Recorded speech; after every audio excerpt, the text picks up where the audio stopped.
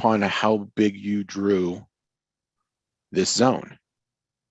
So it's okay if it's plus or minus 17 on sold. That's okay. So everybody go ahead and do that. And then before we get started, let us know if you're not finished.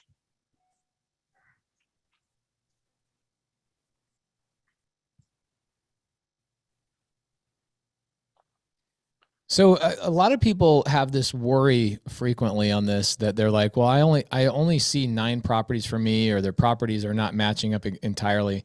Is that something maybe that they have in their settings up above, like what Privy is pulling for them, or why would that be the case? I'm not 100% sure. It might be something that carried over from what we did yesterday. They didn't reset it properly and refresh this. But it is using the same property characteristics. This is a 3-1, 1170 square feet. So it is pulling from the same data set. So if you don't see exactly the same, it doesn't have to be exact, because again, the size of the zone might be slightly larger or smaller.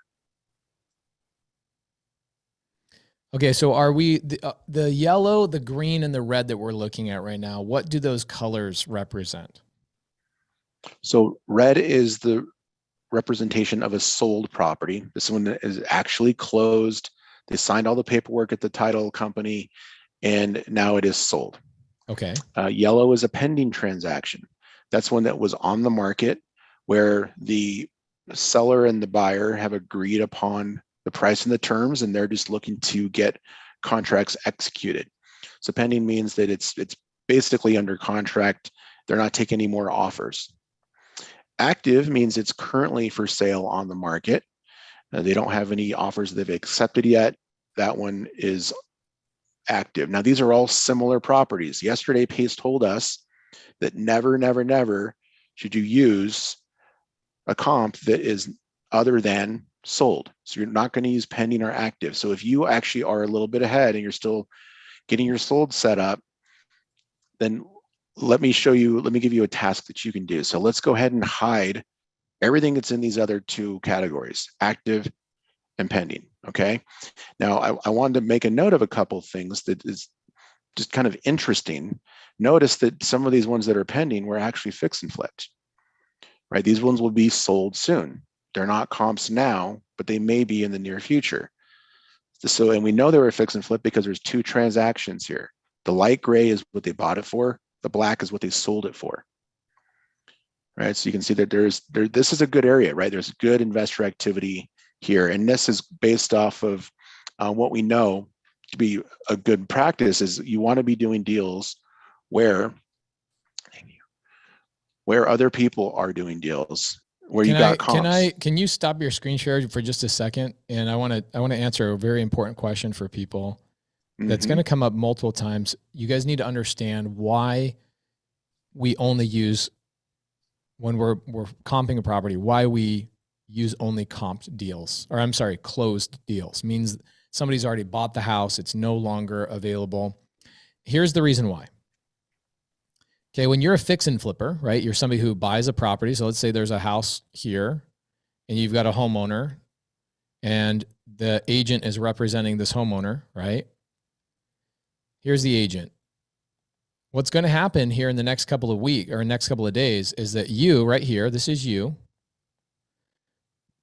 are going to submit an offer to this agent utilizing Privy. We're going to do this all together. What's our goal? We're going to have 966 people simultaneous in the same day submit offers. That means 966 agents are going to receive 966 offers. That's pretty freaking amazing. Okay. What's going to happen is let's say this agent says yes. Amazing. I like that offer. Let's get a contract. Guess what else we're going to show you guys how to do? We're going to then show you guys how to draft the paperwork and do the contracts. This is going to be super cool, right? We're going to show you guys how to do that. You can't get this anywhere else. Okay. Are we teaching you guys creative finance? No, this is not a creative finance challenge. We're teaching people how to find opportunities, right? Because we're going to show you through using Privy how to go to an agent with a property that's on Privy. And we're going to have you submit an offer. and hope that the answer to that offer is yes. If the answer to that offer is yes, we're going to teach you guys how to get into a contract. This C stands for contract, and it looks like paperwork. I'm sorry. So once you get a contract, okay, you now have this magical thing that's a contract that you are now in an agreement with the homeowner up here. What you're going to do with that contract is you're going to sell that contract to a fix and flipper, somebody like Pace. I'm a fix and flipper. I like fixing and flipping. And you're going to sell that contract for plus 10 grand, plus 20 grand, plus 30 grand. So let's say hypothetically that this contract, this offer that you submit to this agent right here is a $200,000 offer. And the agent says, yes, let's get into a contract. I'm super excited about this. Thank you so much. And this contract becomes valid. Well, guess what? Now you're in an agreement. And you have a contract right here that's for $200,000. So what you're going to do when you sell it to somebody like me, also, where are we going to find these people, guys? Where do we find the buyers, the fix and flippers? Where are we going to find them? On Privy. This is why you guys need Privy. So you're going to find a buyer and you're going to add 10 grand or 20 grand or 30 grand or even more. And how are you going to know how much to add to that? We are going to teach you this. Okay, we're going to teach you this in this challenge. It's going to be cool. We're going to do it live. We're doing it simultaneously. Okay, are you guys starting to get excited? This is the direction we're going. This is where we're going. Now, here's how I'm going to answer your question. So let's say I sell a property, right? I sell this contract to this fix and flipper. Here's what's going to happen. This fix and flipper, Pace, is going to take this house, and Pace is going to have bought it from you at $210,000. You walked away with 10 grand. The seller walked away with 200. Everybody's super happy. Boom. Everybody walks away. The fix and flipper has to go and add value to the property, right? By carpet, paint, whatever. And they do whatever to the property. They go and then sell it again. And they go hire an agent. And they go put it on the MLS or wherever they put it. MLS is the main place people put the property. What's going to happen is the buyer for this now fixed up renovated house is going to be a family, right? Tom, Sherry, 2 kids, maybe a couple of dogs, right? This is your buyer. Guess what happens with your buyer? Your buyer is going to go out and get a loan to buy the house, right? Chase, Bank of America, Rocket Mortgage, Quicken Loans, whatever. They're going to go get a mortgage. And unfortunately, the mortgage company is going to ask for something. What are they going to ask for, guys? What are they going to require for them to get a loan? They're going to require an appraisal. The mortgage company actually goes out and hires an appraiser. Okay? Does that make sense? Okay, so what happens with this appraisal is that this is a licensed appraiser. They actually have a license. This L stands for license. And the appraiser will only, when they're looking at this house, they're saying, okay, what? If we're the bank and the bank is representing and giving these people a loan, the appraiser has to say, you know what? I feel good about that dollar amount. I feel good about the quality of the house. I feel good about everything. And they appraise and value that property. Well, guess what? Unfortunately, the appraiser will only be able to use closed comps in his appraisal. So do we now understand why we only use closed comps to comp a property? Was that a good little breakdown for you guys to truly understand the process of what we're doing here? That might have been one of the best breakdowns I've ever heard, Pace. Okay, cool. So now here's something that's very important for you guys to understand your piece in this puzzle. Because if you guys don't understand the whole process, you kind of get lost. There are so many people that benefit from you guys wholesaling deals. Okay, let's talk about it for just a quick second before we move on so you guys can understand the whole landscape. The seller gets their money. The agent gets their money, right? Title and escrow company gets their money when they close the contract. You get paid 10, 20, 30,000. Pace, the fix and flipper, has an opportunity to take that property, then add value to it. So all the contractors and everybody that's doing the work gets paid. Then I make money when I flip it, and my agent makes money. The appraiser makes money. The freaking bank and mortgage makes money. Also, a family can buy a newly renovated house. Do you guys feel like this is a pretty badass business to be in?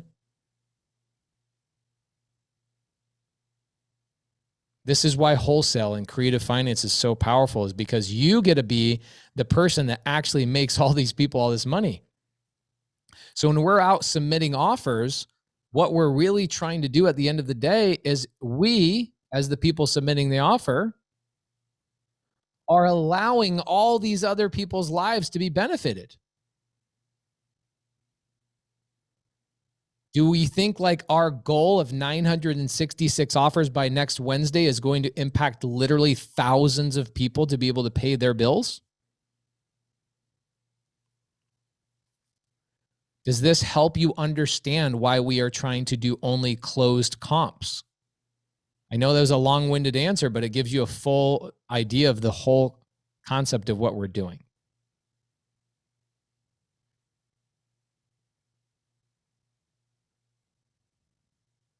Okay. Does anybody have a question now about this? If you do, it might be because you don't speak English, because this was the greatest explanation on planet Earth. In fact, send this to any of your mentors that are wholesale mentors. They might need to rewatch this themselves so they can teach you guys properly. Okay. Awesome. That was really good, Pace. All right, let's go back to it. Cool. So while Pace was giving us that very eloquent explanation of why we're choosing the comps we are and the benefits of wholesaling, many of you were getting rid of some of the properties that I mentioned before. If you haven't, finish up the solds there and then move over into the pending column. And these are going to be easy. You're just going to hide everything. So just click the little eye icon, the hide button next to every property in that section. Now we're going to go into the active. Another thing to note, look at all these fix and flip properties in the area. That's really good for us, but we're going to hide those for now. So go ahead and just click the eye. You explained that because we went over it yesterday, Benson. So what are those numbers one more time in the center there? So for any property where we have 2 transactions in an 18-month period and that value goes up, then they could be fix and flips. And part of our strategy of targeting high investor activity areas is to put us in the middle of these areas so that we can more easily determine what our after repair value is. You can only determine after repair value if you got renovated comps, right? That was part of the criteria for the 4-star comparable. A house that was fix and flip that's right next door, that's sold yesterday, that has the exact same property characteristics as your house that you're running comps on, or your deal. So this here is 4 properties that were flipped. This one right here on Arlington, they bought it for 100 grand, sold it for 369. This one too, this one too. So this lets us know that we're looking in the right areas, right? This house that we're looking at could be a deal. We can get it for 219,000, and check out some of the prices here, right? Well, we're going to base it off the solds, but you can see some of the percentages here. So we're looking at a good potential deal. But let's go ahead and hide those. Can I call a seller real quick about a creative finance deal so you guys can get a little bit of action real quick? I have somebody that just emailed me, said I need to call a seller right now. Do you guys mind if we do that real quick? I know it's weird, but I might give everybody, guys, while I'm doing this, please make sure you link, if you need help and you're feeling lost. This is Team Elephant, right? We've got 100. I actually decided to live stream this on YouTube. We have 100 people on YouTube that can't get into the Zoom because we have 1,000 people in here like blocking this out. If you guys want, what I would do is make sure you don't miss your spot tomorrow, because I'm only letting 1,000 people in here. So tomorrow, action takers only are going to be in here. It's going to be it's going to be amazing. You guys won't even believe the level of education we're heading you down. That little diagram I talked about of what wholesale is and how you play a piece of that, that's like surface level that we're going to talk about. Okay. So make sure you love on everybody. You guys are hanging out. Okay. You're hanging out with each other, and I'm watching the leaders in here. This is amazing. You guys are helping so many freaking people. I see people linking in with each other and then coming back into the Zoom chat and go, I helped this person. I helped this person. I helped this person. Thank you. Okay. Thank you. Okay. Let me call this person. I don't know anything about it other than it's a potential multifamily deal in Charlotte. And I just bought a 408 unit deal in Charlotte. So I'm all about that Charlotte life right now.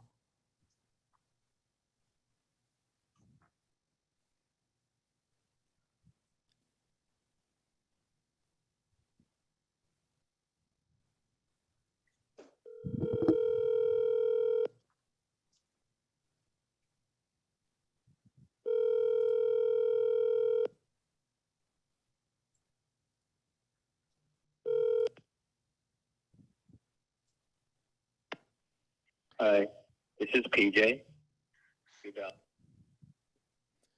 If you haven't dialed twice, you haven't dialed once.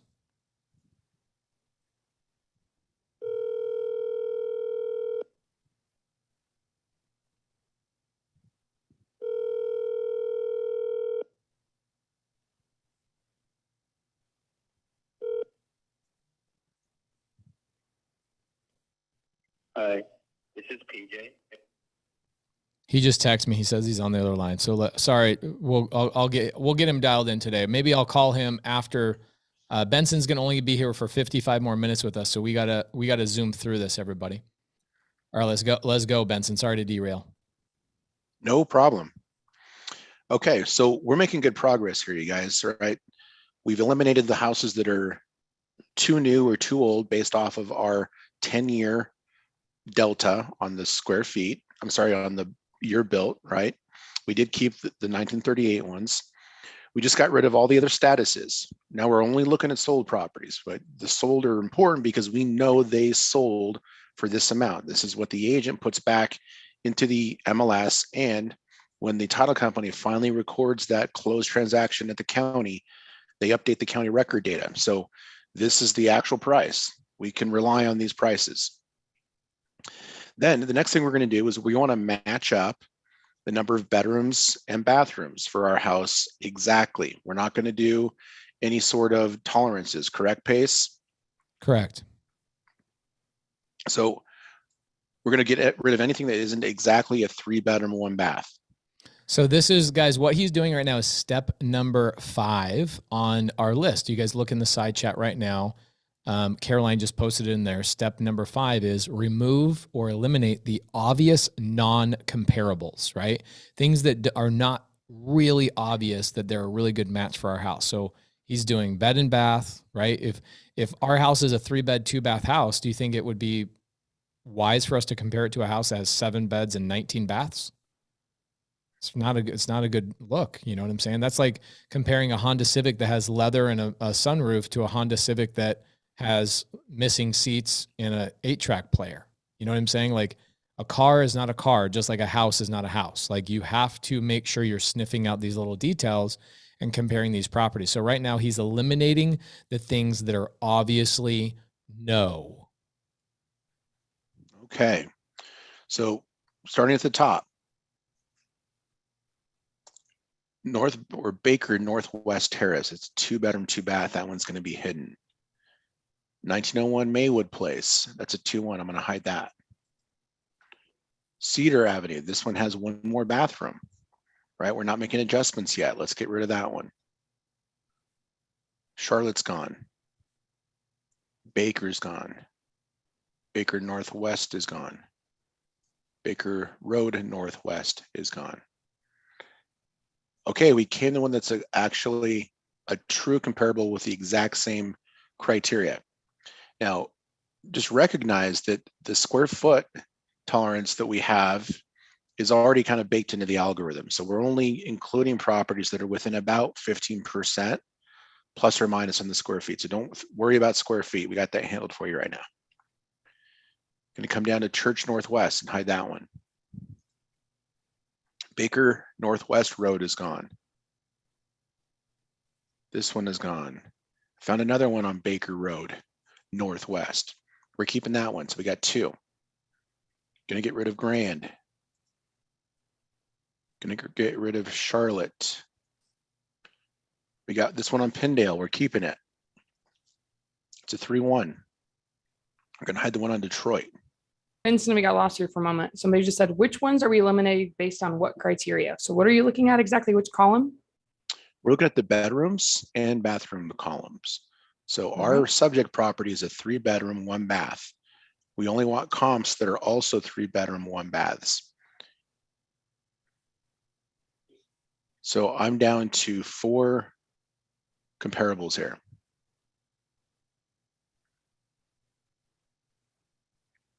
The cool thing is I actually drew my circle a little larger than yours. So I have 6 comparables. I have 2 more that are not on your map. So guys, if you have a heavy hand like me, you have sausage fingers like we talked about yesterday, you drew your map a little bit bigger. As my comps are 1950 build, it is a 3-1, and I am 20 square feet larger. So I'm still within the same price range. It's 0.38 miles away. So you might be a little different than Vincent. It might not be 100% match. Just so you guys know, it's okay to be a little bit off as long as you have the important things. And what are the important things one more time, Benson? What are we looking for? So we want the same number of bedrooms and bathrooms, so 3-1. We want the year built to be within 10 years. I did include this one that was at 1938. Why is that one okay? Why is 1938 okay? It's because it was just right on the edge, like just close enough for, you know. So something we talked about yesterday. So comping is not black and white, right? We have a little bit of room for gray. Yep, definitely gray. Okay. Cool. All right. So right now we went off of, I apologize for cutting you off. I just make sure we're all on the same page here so you guys understand why he did that 1938 build. So he's going off of year built. He's trying to be within 10 years. He went a little into the gray section, so we're at 1938, and then he has the bed bath match lined up perfectly, and those are in the center columns, so you guys can see that. Thank you, Benson. I'm handing it back to you. Yeah, you're welcome. So we've done all of the major editing and moving around of this. We're now down to the best comps that are available, matching up everything exactly. Not doing what we would call adjustments. We'll do on another training. Maybe it's today, I'm not sure. But right now, knowing this process here, you can get down to what would be the perfect comparables for this house, right? Now, these aren't 4-star comps because some of these aren't renovated, right? A couple of these are, or at least this one is potentially renovated. This one just has 2 transactions that were close. But we're about as far as we can take it at this point. So everybody there, go ahead and get caught up. Let us know in the chat if you are caught up or if you need more time. Actually say that you need more time if you need it. One more time, Benson, while everybody's going through this, I don't think they caught on when we were on the pending, which active accounts, which might be my fault. So if you guys look under the price where it is in light gray on the first property there for Baker. So price column, you'll see it says 130 underneath that 219. That's what the house sold for the last time. And then when a wholesaler or a fix and flipper got it, it originally sold for 130. They fixed it, they put it back on the market, and they made, what, can you move your cursor? $261,000. So you're seeing, that's the really cool thing that Privy does. It lines it up really nice and neat. And you can see maybe before, if we go over to the square footage column, they didn't even have the square footage on the property. So before it said 0 square feet, maybe it was vacant land. I don't know. Probably not, because it says 1938 build. And you can see the adjustments that have happened since it was fixed and flipped. I hope that makes sense. Does that make sense for everybody? Yes or no? Yep, and this is the house right here. So, you know, when you dig into it, there's a little information icon over here on the left. If you wanted to look at that house, you can click the little information icon and it shows it to you. Now, if you're still eliminating your comps, do that first. Don't do any of this. This is just to kind of show you there. Caroline wanted to highlight this. This was a fix and flip in the same neighborhood as ours. And here's the before and after on it. They bought it in September of last year. from the MLS for 130,000, and they sold it for 261,000. So they got it at 50% of the ARV from the MLS. This is an example of what we're going to look for next week on Wednesday, or maybe even find them on Tuesday before Wednesday. This is this is a model of what you're going to be looking for. And we'll Vincent get you and to a place where you feel comfortable doing that. Say I wasn't on here yesterday, and could you zoom in a little bit like we did yesterday? Can you go up to the top right and zoom in? Just because I have two screens open. I have my privy on my side, and I'm watching on the Zoom here and on YouTube. How did you know this sold on MLS? What gave it away for you when you're looking at all of this sold on MLS? Because I'm new and I wasn't here yesterday. Well, this is part of the benefit of having that direct to MLS data. So this information will not be available everywhere. If you're looking in Boise, Idaho, you're not going to have this information. PropStream won't have this information. Batch won't have this information. So this property here's the MLS number. We know that was listed on the MLS, and they purchased it 9/30/21. Can you? Where are you looking on the screen? I'm hard of hearing, and I have a hard time seeing that cursor. I got all those ailments. I need you to really help me out here. It is in the upper left-hand corner of the photo. Okay. That you see here. It says before, and it's also below where the photos are at, and it shows you the name of the MLS and the MLS number here. Okay, now, that's really cool. If they purchased it direct from seller, which means they did some off-market marketing, they found that, it would say public records here. Okay, so on the top left of our photo on the left on this particular property, not every single one will have that if we do not have MLS access in a particular market. I know right now that your privy does have MLS access in 50 markets, but it'll be on the top left-hand side. It'll say sold. It'll have the MLS number. And then below the photos, you'll also have whatever MLS data it is on there that we can see. Correct? Cool. Let me answer a couple questions just real quick. Okay. Bryant, non-related to what we're doing right now, but he says, can we use your proof of funds? Correct. Yes. If you are a sub 2 student, you can use my proof of funds 100%. If you guys go into the Facebook group, you can go into the announcement section. I have an updated proof of funds that's a couple of days old. Rika says, oh my gosh, I'm so proud of myself. I got lost. I reset it, but I got back on track. Woohoo. Amazing. That's good stuff. Okay. Then we've got, this might be on topic, but I apologize. Does Privy show if a property is at, above, or under market value? Is that something that we'll get to another day, Benson? It will. It's something it's more about figuring out what a deal is based off of what you know you can buy a property for and what you know the comps are selling for. That'll be more in like the deal analysis type thing. But basically what you do is you compare what you know you can buy the property for against what similar properties in the area is sold for. Now there is a distinction there, and I don't know how much we want to go into this right now, Pace. I would say no. Below market value is a very misleading term. Okay, cool. We'll get to that another day, guys. We're just working on comping and giving you guys the structure, okay? Pace, if you're offering contracts and mentorship, I am not. My mentorship is not available. If you are offering contracts, we will give you guys wholesale contracts, and we will show you guys paperwork on cash deals in this challenge. No creative finance will be talked about other than maybe I'll make the random phone call for a creative finance deal. Okay. I am not offering mentorship. This challenge is not about mentorship. In fact, forget that I'm even a mentor. Just think of me as a badass elephant running through the freaking jungle right now with all you other badass elephants running through the jungle. That's what I am. Okay. Stampede. Jen Shelton, who I adore, she says that Naomi has a good question that other people have as well. So let me ask Naomi. Hi, Naomi. Are you still on the Golden Gate Bridge, or did you figure that out? Yeah, I think I just, my computer was flashing. Got it. What do you got? What's your question? I think someone answered it in the chat, but I was looking at the ARV. It's at 84% on that first acre, Northwest Road. And I was like, 130 isn't 84%. So, but someone was saying 219. So you're looking at the purchase price of the subject property, and that is 84% of the price of 216. Is that correct? That's it. Yeah. So right now we're doing some math for you. We're comparing the ask price of the house or the list price against what this property sold for. So 219 is 84% of 261. So some math right here.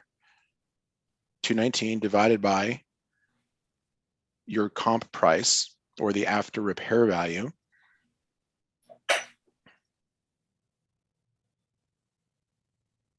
gives us 83.9%. So we're doing that math here so you can see, is this property a deal? At asking price. That's the key here. It's based off of what it's listed for. Great, thank you so much. Good question. Naomi usually has really good questions. How do you remove pending and active? I don't know that we have gotten to that point yet, so just relax on that for just a minute. Man, the chat is awesome. Okay, guys, I'm gonna answer something once and for all. I don't want to answer this question again. Okay, this is a really silly question that has been answered so many times. People get hung up on the data. Get hung up on the data. Okay, don't get hung up on the data. People are like, oh, does it have this golden godlike data in Boise, Idaho? If it doesn't, I might as well just quit. Guys, it's got adequate badass data all over the country. There are other parts of the country that has a little bit faster data, but that's not going to make you any more money. You know what's going to make more money is just stop overthinking about all that stuff and just take action alongside with us and stop asking about individual markets, or else this elephant is going to stampede all over your house. It's like Shia LaBeouf says, just do it. Stop overthinking. Here's a great question for you overthinkers. Does my overthinking typically help me or deter me from my goals? That's the only question you should ask today. I can attest the fact that my overthinking, of course, I won't dare to speak for anybody else because no one probably is like me, but my overthinking has definitely caused me to have some delays in my eventual success. Right. So let's stop it at. All we're doing is literally showing you guys here's what's happening. We're like, hey guys, we're going to teach you how to ride this bike, and it's got training wheels on it. And not only does it have training wheels on it, but we're going to hold your back and help you steer the bike as we go through. And what you guys are doing is, well, where are we going? Get on the bike. Okay, but how did the training wheels get built? Are they rubber or are they plastic? Get on the bike. Okay?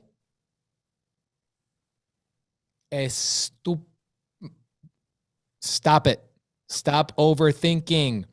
The only question you should ask yourself today is, does my overthinking help me or hinder me? That's the only question you should ask today. Everything else is just get that leg and whip it around that freaking that training bicycle and let us guide you down the road one step at a time. Okay? Robin says, I'm so happy I'm not the only one. By the way, Robin Hurt, you're the one that freaking created this whole thing. We're in here because of Robin Hurt. So if you guys are getting some value and learning and moving forward and you're feeling like, I don't know where we're going, but I'm glad I'm on the training bike, then give some love to that girl, Robin. I'm so happy that, well, I'm not happy that I haven't had progress for my own choosing, but I am very happy that as a result of all of that, I am now where I am. And all of you guys, you're welcome. Yes. Yes. Amazing. How can I join the Elephant Challenge? As you're literally in the Elephant Challenge. Here's a better question. Has your overthinking helped you or hindered you? How can I join the Elephant Challenge? Here's how you join the Elephant Challenge. You're in the live Zoom, which this is all the elephants. We're all in here for the next 10 days. You download Privy because we are all doing this side by side. Getprivynow.com/Laura. Use promo code PACE. And every day, Privy is going to email Jamil's people and my people, and we are going to set a record on next Wednesday of 966 people will submit their first, maybe not their first, but hopefully a lot of people it will be their first offer they've ever submitted in their life, that they found the opportunity on Privy. They comped the property on Privy, and they will find their buyer for that said opportunity on Privy. That is what the Elephant Challenge has turned into. So are you in the Zoom right now that's live? Yes? Then you're in the Elephant Challenge.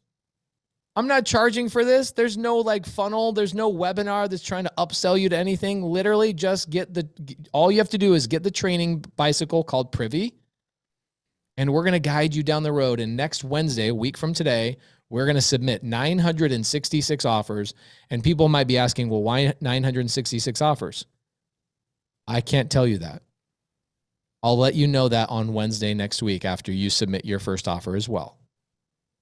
So let's keep going, because we got Benson for 35 more minutes. Pace, is it safe to say that there might be t-shirts that come out of this with a big elephant on it? Yes, as long as there's big, low-hanging, thick trunks. Awesome. That is cool. I remember seeing some of your t-shirts when I was at your place a couple of weeks ago, and everybody was sporting their shirts. And I remember some real colorful, lots of colors and big, exciting t-shirts. So you're doing some cool stuff over there. One last thing, because I got this message as well, guys. If you did not use Pace, Jamil, or Laura's code, Benson, can you highlight on your monitor right now how we can get a hold of you and message you so we can get all of these Zooms? Yes, bottom left-hand corner of the screen, there's a blue bubble. Go ahead in there and start a new conversation with me. And you'll be able to, oh, there I am. He is a triplet, you're right, Pace. On the list. Okay, and what do I say? I just say, hey, Benson, you ridiculously good-looking man. I want to use code PACE so I can get into this challenge and get all the recordings. Yes, and be sure to include your email there, the email that you use to register. It's helpful. Okay, not my partner's email, my own email, because you get one Privy account per person, correct? Right. Cool, thank you. All right, let's keep this rolling. We're running out of time with Benson. All right. So Pace, we're to the level now where we've eliminated all the properties that aren't similar enough. Okay, love it. So where does that take us in the checklist? That means we are on number 6. That is number 5, where we eliminate the obvious no's, and then we go into number 6, which is we then sniff out the properties that are similar, and we kind of get a vibe of what is there. Okay. So let's go ahead and do that. So we've got some properties here. And one of the things that you likely want to do, remember we talked about a 4-star comp. One of those is that the house is right next door. So what that means is the houses that are closest to your subject property are more relevant than houses that are further away. So how do we do that? Well, there's a distance column right here, where if you click that, it'll sort from the closest to the furthest properties. All right.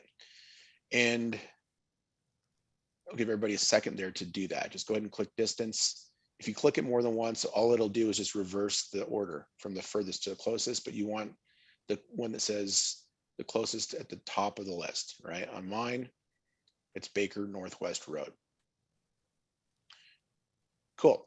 So now we're going to sniff this property out. So come over here to the far left. There's a little eye icon. It will be red. You're going to click that. Don't click the eye with the line through it. It'll hide it. Make sure you're very careful here, all you sausage-fingered people. That's me. Help me out. I got them thick boys. Go ahead and click that. Now it's going to pop up one of the houses we were just looking at earlier. All right. So what's cool about this is that now we can. And that's a cutie. That's a cutie. A good yellow door. It's in vogue now. These brightly colored doors, a lot of people are doing it. They used to be like red or blue, but now they're getting crazy. I've seen like foam green ones and pink. So people are liking it. let's look Virginia at the photos. Virginia Blue says, or Virginia Drew says, the blue fireplace is disgusting. That must mean they have a blue fireplace. Oh, There it is. I actually like that tile. That's cool. Well, it's painted brick. Oh, it's painted brick. It's not tile. Okay, got it. Yeah. It's painted brick. So they left, some of the original stuff there. They just went in and painted it. I So think it'd would be you better guys if it say was this is a matte. renovated house or a non-renovated house? See, this is when we say sniffing out the property, this is what we're doing. We're figuring it out. Is it renovated? Did they spend money? Were they smart? Did they take the time? Did they have maybe a designer? Did they have a stager? Are they shooting for top dollar? Would you guys say that this is a good one to compare our property to what our property should be after we renovate it? Are you understanding now how we do comping? Ooh, look at that. This is something I learned. Look at this. Go back to that. So you see that little, there you go. You see the same thing I see. That means that they opened up a wall. Maybe that used to be a closet or something like that. And so There's a beam here. There's a support beam right here.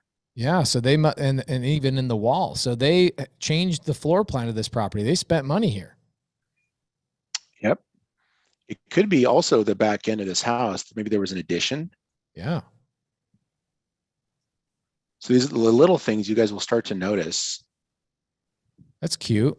Look at that. That's a teeny little house, but they did a great job like making it useful. It's got some nice design elements too. So check this out, you guys. Instead of just throwing the fridge against the wall, like they took the time to frame it out and actually create a little cabinet for it, which looks way better, looks way more professional than if you just threw this against the wall. And they made this space more useful. Oh, well, they did it because the electrical box is right behind there. So that was smart. You know what I would have done on that electrical box is I would have put a fake telephone on that electrical box to make it look kind of old school, like telephone booth-esque. And I would have taken my countertop and taken it all the way over to the refrigerator to get more countertop space and then have kind of a cute little decoration instead of it looking like an electrical box. However, you could use that space to put a garbage can between there. So maybe that's what they were planning on doing. I don't know. Could be. I think it would have been better to just have the cabinet go all the way over, like you said. Yeah. So they've done some things well. They've done some things crappy as well, but that's okay. Yeah. Oh, they painted this the same color as the door, just to kind of give it a design look. So the other thing that's important to note about this is, you guys, is where is the bar been set when it comes to the quality of the materials? Did they go really high end with, custom cabinets and a huge granite countertop with a waterfall on the edge? No, they didn't, right? And that's perfectly okay, right? Because now we're understanding like the neighborhood and what the neighborhood will support for a construction project down the road. And even if you're not doing your own fix and flips, you do want to put yourself in the shoes of who your customer is, which is the buyers, the fix and flippers, the Paces of the world. Hey, by the way, guys, that's not a spot for a refrigerator. That's a spot for a dishwasher. And I would tell you that they probably should have turned that more into like a closet rather than something showing your washer and dryer. But I can tell you, Pace, damn well you can't obstruct access to an electrical panel. Thank you, John Curtis. I really appreciate it. And I also appreciate you giving me caps lock as if that would teach me something I didn't already know. All I did was say that I would put a faux, F-A-U-X, fake telephone on top of the panel so that I can still open the panel utilizing the telephone as my handle so that it doesn't obstruct the telephone. It just doesn't look like an electrical panel. It's called design. So of course I know that you can't do that, but thank you so much. Boom, roasted. You're right. Look at this. Look at this bathroom. They got really creative with this one. It's cute. So again, to finish that thought, you guys, again, when you're thinking about your customer and what they're thinking about, you'll be able to provide a better product or service to them. So part of that is kind of knowing where the level has been set for the neighborhood. Here's what I do like. So if you look at it, they they didn't spend a ton of money, but they were smart about a lot of things. They added the crown molding throughout the whole house. It seems like the wood floor was probably already in the main living area, so they didn't replace the wood floor. They just added tile in the kitchen. They didn't knock out. Yeah, see, that must be original wood floor. And they did a good job. I feel like they really thought about this, and the people that designed this, I think, did, even though they used inexpensive material, they did a great job with their design. And they must have had somebody on their team that knows what the heck they're doing in terms of making things look good. Mm-hmm. Yeah, I agree. So here's the first property, guys. That's the photos. That's one part of the sniff test. The other parts are to look at some of the other variables, which would be like the lot size. So we didn't dig into the lot size too much in eliminating properties, and that probably likely would have been a step that we would have looked at, but we didn't have anything that was just huge or really small. Pace, do you have a rule of thumb for lots on what size you can use for a comp? I don't look at the lot until I know. I care more about the bed bath count, the garage, like everything else that we really focused on. If I then have too many properties, then I go and eliminate the lot. Because for me, I feel like it's a lot easier to adjust for a lot size than it is to adjust for other things. So I don't look at the lot size until after I determine my top favorite comps. Gotcha. All right, cool. So again, kind of scrolling down. Now, depending on the MLS, you guys, you may have more or less information here. It doesn't mean it's always going to be exactly the same. They do provide us different information. If you're in a non-direct to MLS area, you're not going to have the photos. It's going to be a street view. Now, there will be, right below where it says MLS details, a blue link. Usually, the algorithm looks for it. It's looking for matches. A blue link that says View External Listing. And then you can click that and see if there's any photos out there that might help you kind of get a better sense when you're doing your smell test. But again, this is the stuff that we have because we've got the direct to MLS data in all of those blue areas that are on the map when you first log in, 60 plus markets. All right, now we scroll down and then we're not going to dig too much into the comps of this property. And in general, you're going to have very similar properties, but they're not always going to be exactly the same because this house might be, 300 square foot larger than ours and maybe still a comp of our house. But there could be a house that's 300 square foot larger than this one that would be a comp that we don't have. So just know that this won't always be the same. You're going to have some overlap. And then we're going to scroll down even further, and then we're going to look at the before and after, right? This is where it's fun. We talked about this a little bit earlier, but this is going to give us more of a sense of like, okay, well, what else is going on with this house? Well, first thing is they bought it from the MLS. Caroline did a good point of pointing out that the MLS number is up in the upper left-hand corner where it says before. When was it purchased? So it was purchased in September. So from September to February 22nd, it was when they bought it to when they put the check in the bank. Now we do some little handy calculations for you over here, right below the pictures. Right here, construction period, hold time, days on market. So they were under construction for just over 3 months, 98 days. 27 days on market, that's the time from when they actually finished the construction, put it on the market, and then closed. And the total hold time of 125 days is the full time from when they bought it, renovated it, marketed it, and closed it. All right. So good information here. Now, Pace, from your expert perspective, what's the value in seeing something like this?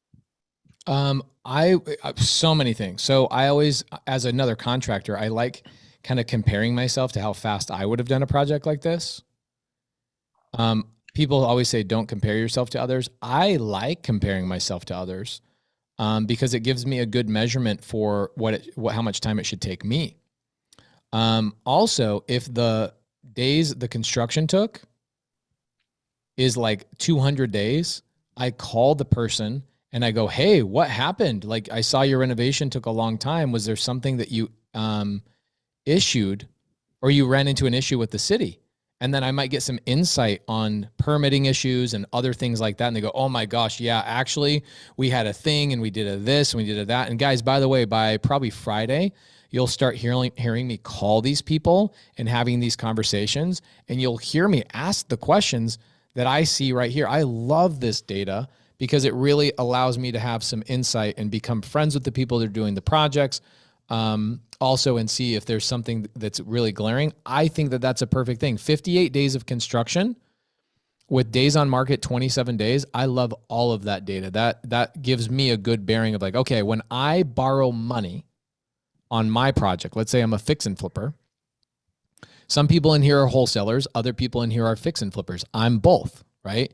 So if I'm the fix and flipper buying the property that we're currently comping, I would look at that and go, okay, this one took 58 days. The hold time was a total of 125 days, and their days on market. That means they put the house on the MLS, and it took them 27 days to close escrow with their new buyer. That helps me budget for how much money I'm going to need and how much interest I'm going to pay my lender.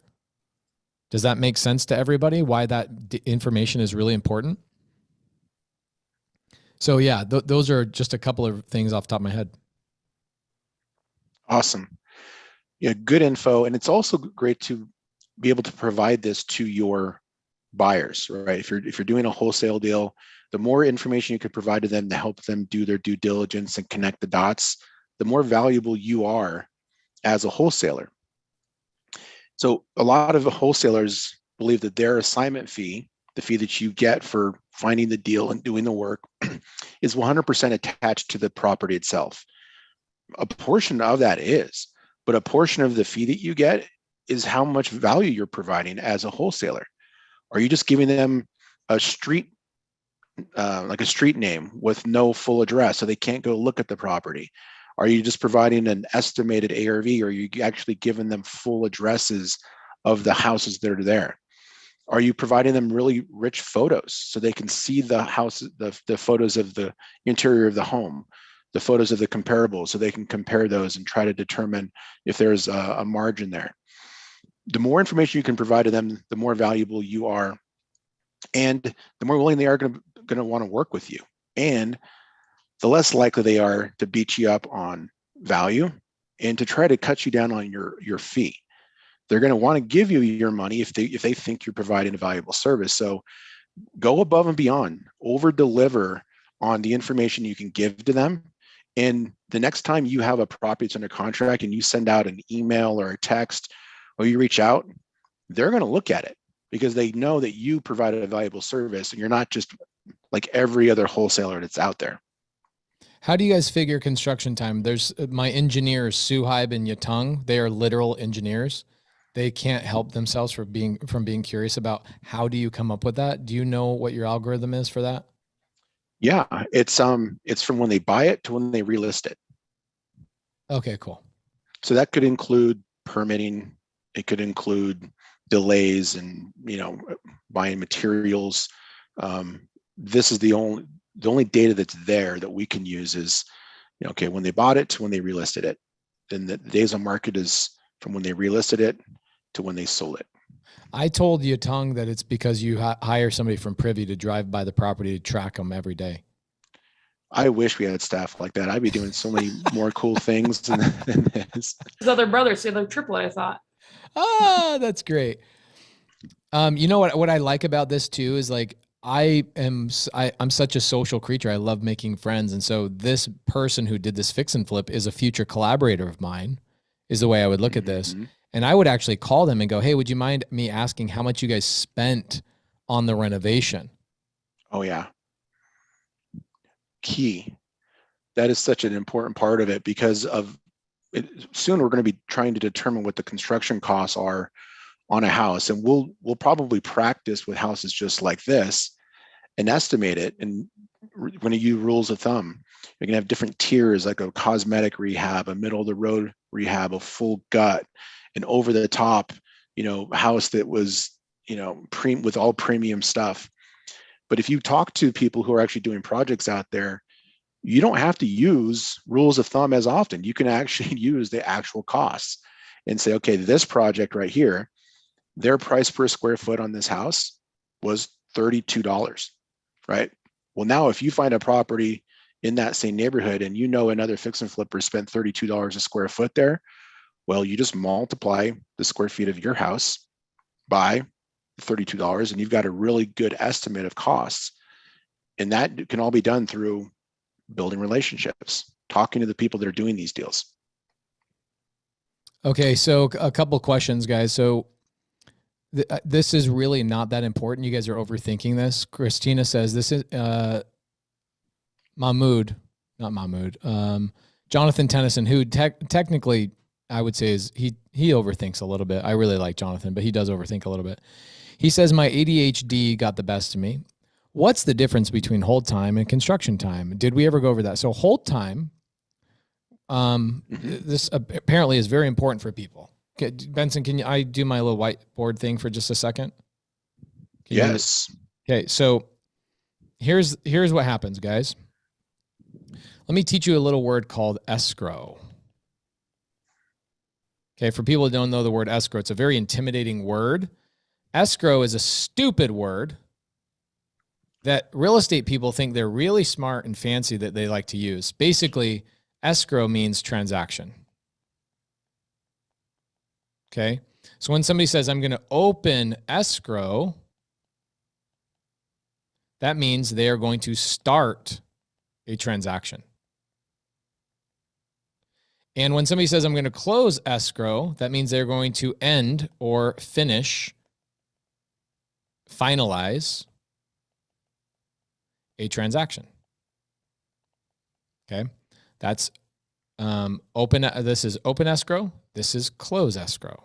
Okay, end, close, finish, finalize. And when somebody says, hey, yeah, we've opened escrow, they're talking about the duration of time that you are working on that transaction. Okay, that is the escrow duration. Okay, so when you as the buyer, or let's say this fix and flipper, that's the guy who just flipped this little cutie yellow door house. Let's say, call this guy Tim. Tim bought this property, and when he bought the property, he closed escrow from his seller, and he became the owner when he closed escrow. Once you close escrow, he is now the new owner.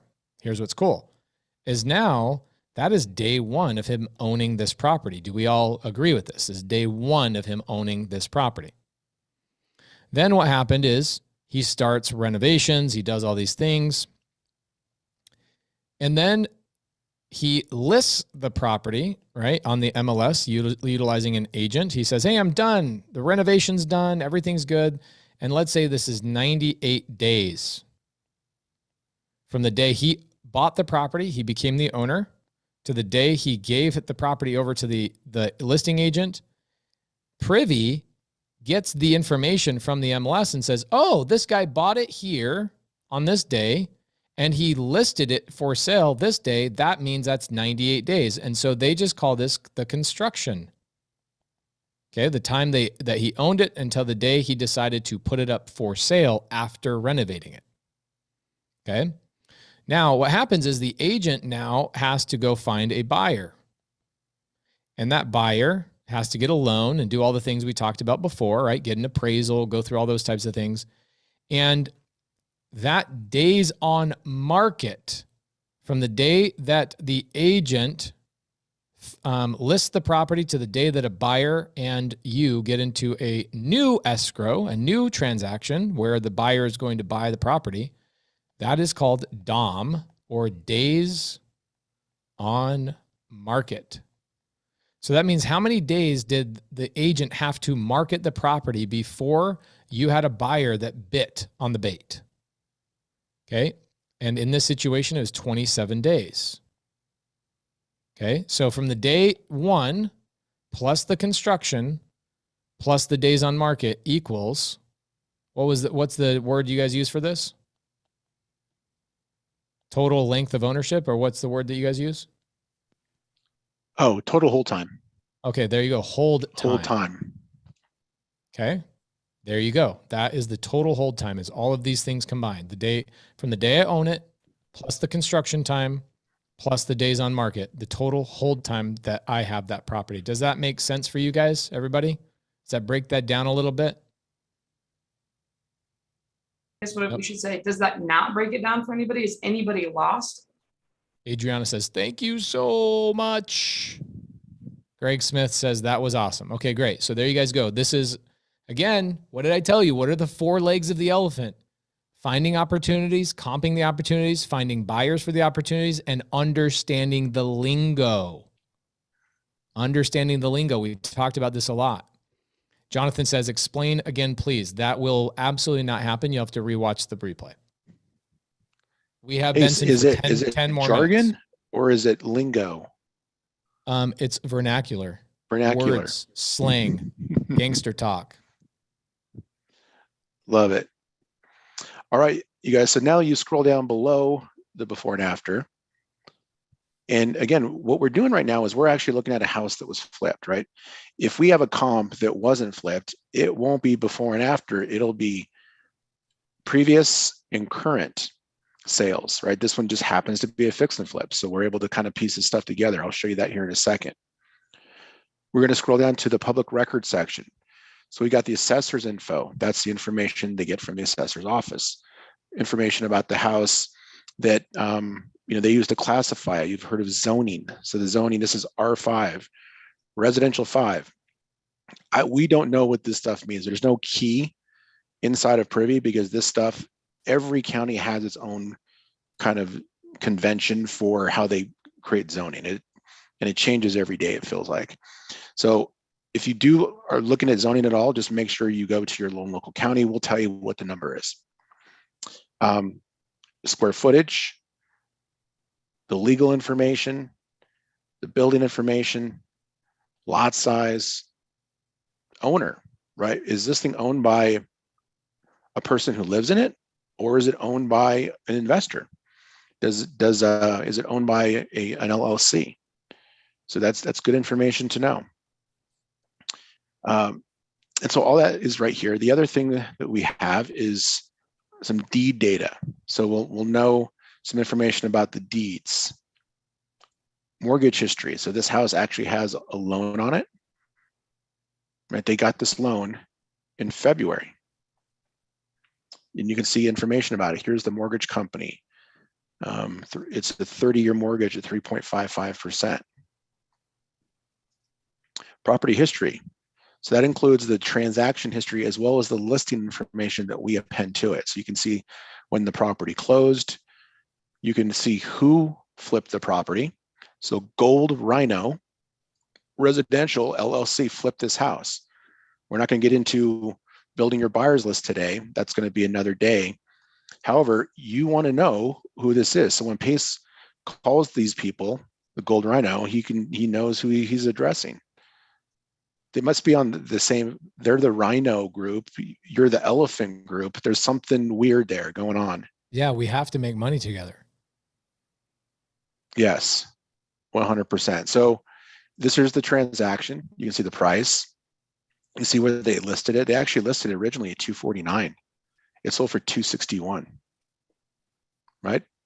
$11,000 over what they listed it for. There was a bidding war on this house. Nice. Some more transaction and listing history here. And then the tax information. So we give you the total tax value. We break it down. Here's this property tax amount at the bottom is the annual amount. That would be divided by 12 to get your monthly amount that you would pay. If you're trying to estimate what a mortgage payment would be on this house, it'd be $2,073 divided by 12. And that'd be your monthly cost. Okay, so we just sniffed the heck out of this property.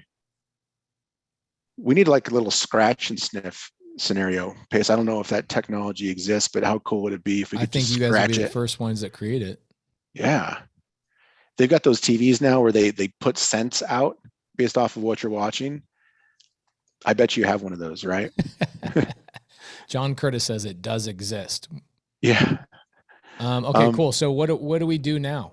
So let's look at another one. We have about 5 minutes here. I'm going to look at a non-renovated home.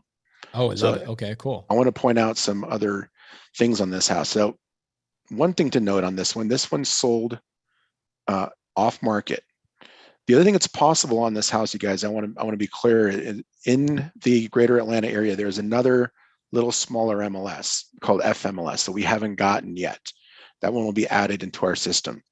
So there's a chance this one was actually, well, let's just check. View external listing.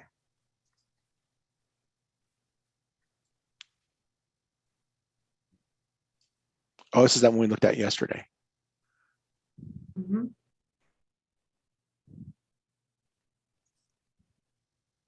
So this one, I that's got the it for street rent. view. Oh, this is a rental listing. It's not an MLS listing. Okay. Yeah, it's a rental listing. So no, that one did sell off market. So let's scroll down, sniff this one out a little bit. There's the comparables, there's that information, public record data. So there wasn't even a transaction that was recent that we could put for before and after on this one. So that one doesn't have as much kind of valuable info for us. Let's check out this one on Baker Road. Public record, 3-bedroom, 1-bath, 1,186 square feet. Remember, these are comps, right? So they're gonna have similar characteristics. And let's see, this property is owned by a company. So that one is likely a rental, even though it's a design group. That's weird. So because these properties are in the same neighborhood, they're very similar. The zoning's the same. You're going to have some different information here about the mortgage, property history.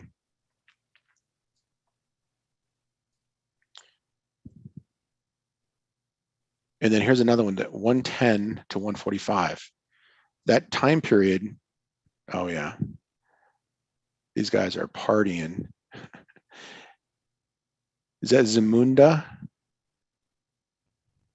It could be. That makes me want to go shopping today and get some new swag. It's like Coming to America. Oh, what a great movie. Oh, fantastic. So this one here, they purchased it in March, sold it in May. Some photos here. This is one that we thought that might be a wholesale deal, I think we came up with. Yeah, I think they double closed it. Yeah, they double closed. And we can see that where? Right here in the property history. Gosh, I love how simple you guys make this too. Like, here's the date, big bold letters. Here's the change.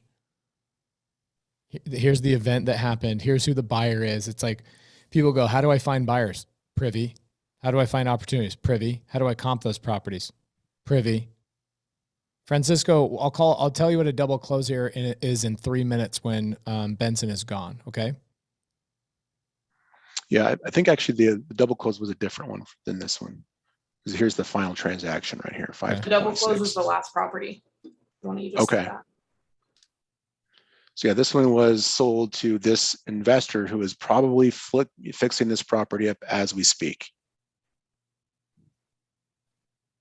Probably somebody worth talking to, right? If they're actively flipping properties right now. How would You I guys get their think that phone they- number? Do I just Google them? You can Google them, or you could actually export this. This is a fix and flip in the area. So this would have shown up as a closed fix and flip in the area. Mhm. And you can export any search from Privy. So we will show you guys how you can find, how you can create lists of buyers. That's probably going to be a step here at some point. But you can absolutely, wait, what am I looking at here? Google them. So what I would do here is come back down into the transaction history, property history. This information would be exported into a list that you could skip trace, or if you wanted to right here, search Google for Tesoro properties. Yeah, we did this yesterday on my private sub 2 training. I called a buyer on a deal that one of my students had. I was like, you want to find a buyer? He's like, yeah. How do I find a buyer? I was like, weren't you on the elephant challenge today? And he was like, yeah. And I go, watch how fast it was. And I found a buyer in literally 15 seconds, called the buyer picks up. He's like, yeah, send the deal over. Everybody's like, what? Awesome. Yeah. So usually when you Google these things, you guys, you'll get a property or a business will be in like an open corporates. Like this is a business kind of database. Dun & Bradstreet, open corporates are a couple you might see. They typically don't show you contact information in these here, but it allows you to dig a little bit deeper. And then you could actually just go right into your skip tracing service, maybe it's batch, and then just put all the information that they need in there, and you can skip trace one property if you want. Probably. Can you skip trace one property with batch? Yeah. Yeah, it costs a little more, but you could go to like True it. People Search or Yellow Pages. A lot of times they have it, you know, if you guys are on a tight budget type of thing. Mm-hmm. Yep. Okay. Well, we got to step 6, right? Yep. Do we all feel good about step 6? I'm going to do, guys, what I'm going to do today is I'm going to do some general Q&A for the next 45 minutes to an hour. Kind of, you know, just talk to you guys whiteboard style, help clarify some things, maybe some terminology you guys have. Did everybody move forward? You guys feel good? We got through step 6 as a group. Tomorrow, we're actually going to come up with the ARV, the maximum allowable offer. And we're going to then show you guys how we would even submit an offer on something like that tomorrow. Okay. And then we're going to do it again on Friday. Then I'm going to do general Q&A on Saturday, general Q&A on Sunday. Then we're going to do it again on Monday, do it again on Tuesday. And what we're trying to do is by Wednesday of next week, everybody in here should be comfortable submitting an offer on Privy. That is the goal. How many people are going to submit an offer on Privy by next Wednesday? 966 people. A lot of people saying me. Hell yeah, me too. Okay, Benson. Hey, Pace, do you think it would be worth discussion today to talk about doing adjustments for beds and baths before you determine the maximum allowable offer on Friday or on Thursday? I think we can do that tomorrow. Okay. what I'm going to do today is just clarify some terminology for the next hour while you're gone. And then what we'll do tomorrow morning is we'll start where we left off. And I'm just going to talk about like, what is double close? What is title and S? There's a lot of people in here that are like so brand new that they don't know what they don't know. So I'm just going to clarify a lot of simple stuff. Okay. Awesome. Well, it was great being with you guys today. I appreciate it. I am going to take off. Thanks again for having me. The other bonus training starts in 2 hours. Is it 2 hours or 1 hour? 2 hours. Oh, 1 hour. It's in 1 hour. Okay, cool. And we'll do some Q&A and we'll see you in bonus stuff in 1 hour. Sounds One good. last time, Benson, chat. We can just go into the chat on Privy and put in code paste. So we'll get that link to that training, right? Yep. Yes. Go in there. Make sure you get that to me. I'm going to do my best to have some of that handled for the training today as well. But there are a lot of them in there. So it might take me a moment. If I don't get you in today's training, I apologize. But you will be in there for Pace's training tomorrow for sure. Okay. Thank you, Benson. All right, guys. Thank you. Bye. Thank you. Okay, guys, let's go through a couple of things. I'm going to give you guys some homework right now. You guys ready for some homework for the night? Here's what happens. Okay. I'm going to tell you, I've been doing this a long time. Can you guys tell I've been doing this a long time? I know how to educate and move the masses. I know what people need and when they need it. I know when to be rude, when to be nice. I know how to do my job. I'm going to tell you, I also know what happens with people is that if they don't, two types of people. If there's people that are further ahead that feel like, man, I'm further ahead. I don't need this. What they're missing out is that we're going to catch up to them pretty quickly in a day or two. And then they're going to go, oh, I missed out. What the heck? Why? What the heck? There are people in here like Sharon Lee Smith and other people that already know how to comp that are like, please hurry, go faster. Please hurry, go faster. And then there's another, and they'll fall off the challenge because they don't want to wait. They have lack of patience. Then there's other people that are in here going, man, I wish they would even go slower. Did you guys see the chat when I explained escrow and when I explained why you need an appraisal and why you need what the process of a wholesale transaction is. Did you guys see what happened in the chat? People's minds were blown. You guys got to remember there's a lot of people in here. Now think about this. If I'm a Gator lender, for example, just a Gator lender, let me bring up a Gator lender in here.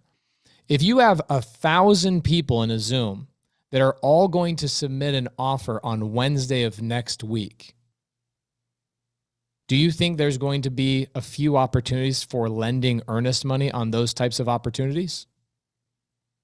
And what's funny about the Gators is that people don't have vision like I do. I can see the future. Like I see the vision of where I'm going and what I'm doing. There's Gators that are like, what about us Gators?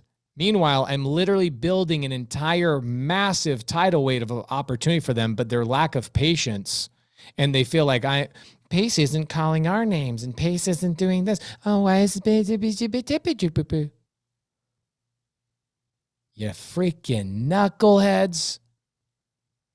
I'm doing your job for you.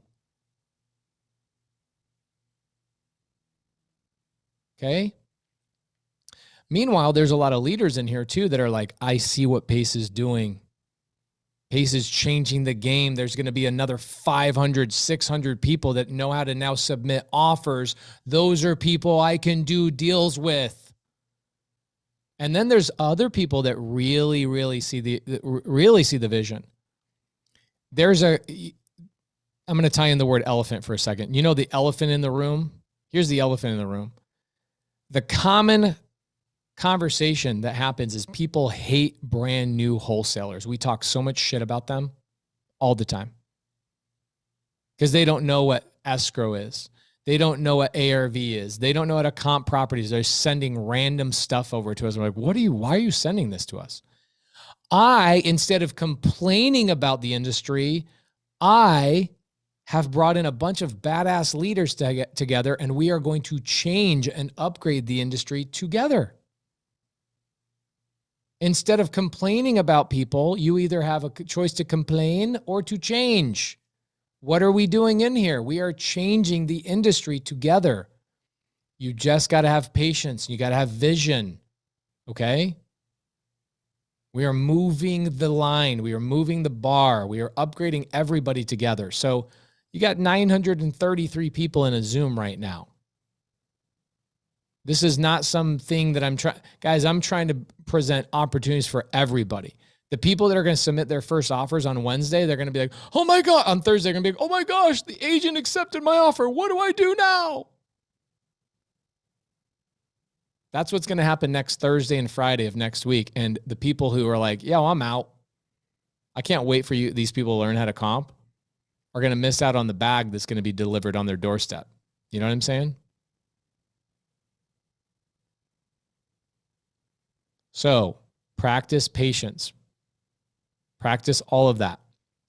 So I'd like to go through some general Q&A. Okay, we're going to stop talking about the comping part of this because I want to do the comping part with Benson. We just did basically 2 hours with Benson. Did everybody feel fulfilled? You learned some new stuff, some good breakdowns. We all feel good. We made some progress today. Did everybody feel like you made progress today? You have changed. You have peeled back one little layer. You're feeling good. Okay, now here's my next question. This is a very specific one for everybody, okay? Everybody always asks, is it recorded? Yes. If you are a privy client, you will receive a copy of the recording. I will give you day 1, day 2, day 3, emailed out to everybody that's a privy client. You will also receive the bonus training from Benson on day 1, day 2, and today is day 3. He's going to do bonus training in 52 minutes for everybody that is a privy client, okay? JC says, I feel like I now know how to use Privy better. Now, here's my last question before I get into some Q&A. Who feels like they were, or not feels like, who was helped today by a leader? Somebody reached out to you off chat, out of the Zoom. Who got reached out to? I want to see that. Ramon says me. Brandon Shaw says me. Safi says me. Marsha says me. Justina, me. Andrew Brooks, me. Antronetta, me. Gina, me. Mercy, me. Dude, guys, do you look at all these people that were reached out to outside of the Zoom? Here's what I want you guys to do. The people that were helped today, I want you to put thank you and then the person's name that reached out to you in the side chat. Even if you don't know their last name, say their first name. Thank you, Tom. Thank you, whatever. Holy moly. This is the culture of our sub 2 community. I'm telling you guys, it bleeds through. We are changing the community. I'm telling you. Look at all these people getting thanked in the chat. How cool is that?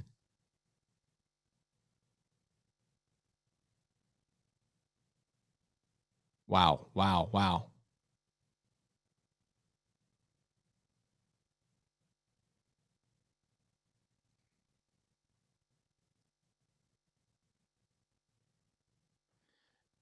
Eater says, Pace, I promise once I get my first deal, I'm going to join sub 2. You can't. It's sold out. We ain't doing this for some mentorship, okay? Our sub 2 community is closed. Okay? All right. Should we do some Q&A for 50 minutes? Should we all take a 2-minute break so I can go pee? Absolutely. Okay, we're going to do a 2-minute break, and I'm going to come back, and I'm going to answer as many questions as I possibly can, as quickly as I can, and then we're going to go into training with Benson at 2 o'clock, and I'm going to go out and see 3 new properties that I closed escrow on today. Ooh. Dang, son. Yeah, it's good stuff.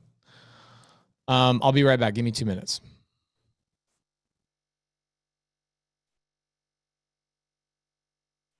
So Robin, the whole reason, oh, you're going to the bathroom too? Go to the bathroom. Don't let me do that. No, I was just going to say the whole reason, guys, the whole reason this challenge is going on is because this is going to be leading into the 0 to Hero challenge. So if you guys don't know Robin Hurt, you guys should absolutely check her out. She's in Washington. In October, Pace is going to be going up to Tacoma, Washington, where Robin lives with her husband. Robin, where were you at UPS? 30 years? Yep, 30 years. 30 years at UPS. Robin just retired and is getting into real estate full time. So you are a sub 2 student as well as myself.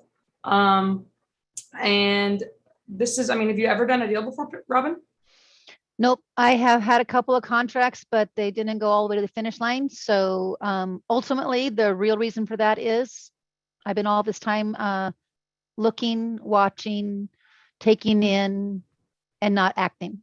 So this is why we're doing this now. I like it. That's exciting. Yeah. Robin, do you feel like this is the right pace to follow? For me, it is, and it turns out I'm not the only one. So I think in all of the stuff I've taken in before, there hasn't been a single time anywhere along the way that anyone has taken time to actually do this step upon step, precept upon precept kind of thing.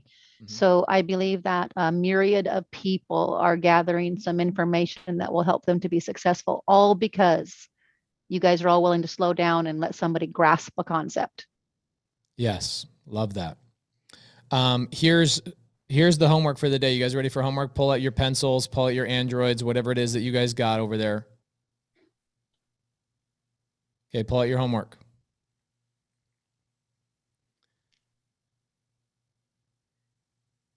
I want everybody to write down 3 names other than your own that you are going to ensure that they show up every day through the challenge. These are your accountability partners. Okay, 3 names. So Robin Hurt, you got to figure out, like, who are my people? Okay, who are my people? Now, here's the thing. Take a moment and let's have Caroline Kane maybe create. Caroline, what do we got for a Google sheet that people can join this and do this, and we can like figure out the accountability partners in there? So we have it. So here's the one thing, guys. I'm going to say this. I'm actually probably going to put it in the Google sheet. The Google sheet cannot handle 1,000 people being on the sheet at the exact same time. It keeps freezing.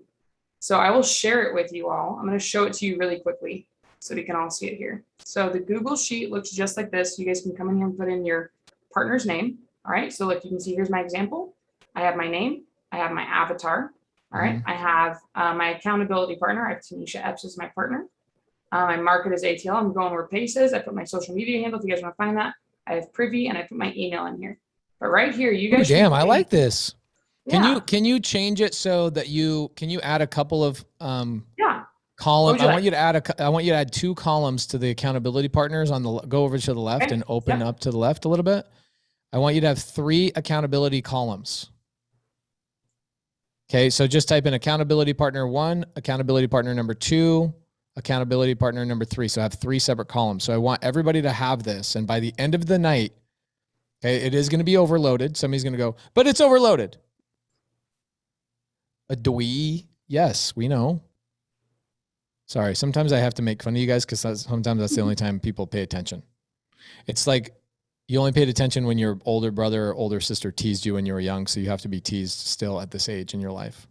And I thoroughly enjoy teasing. It is fun. So I want everybody's homework is to fill out this sheet and I want you to list your accountability partner. Now, here's what's going to happen. Okay. Sylvia, are you there? Can I unmute you, please? Sylvia. Sylvia.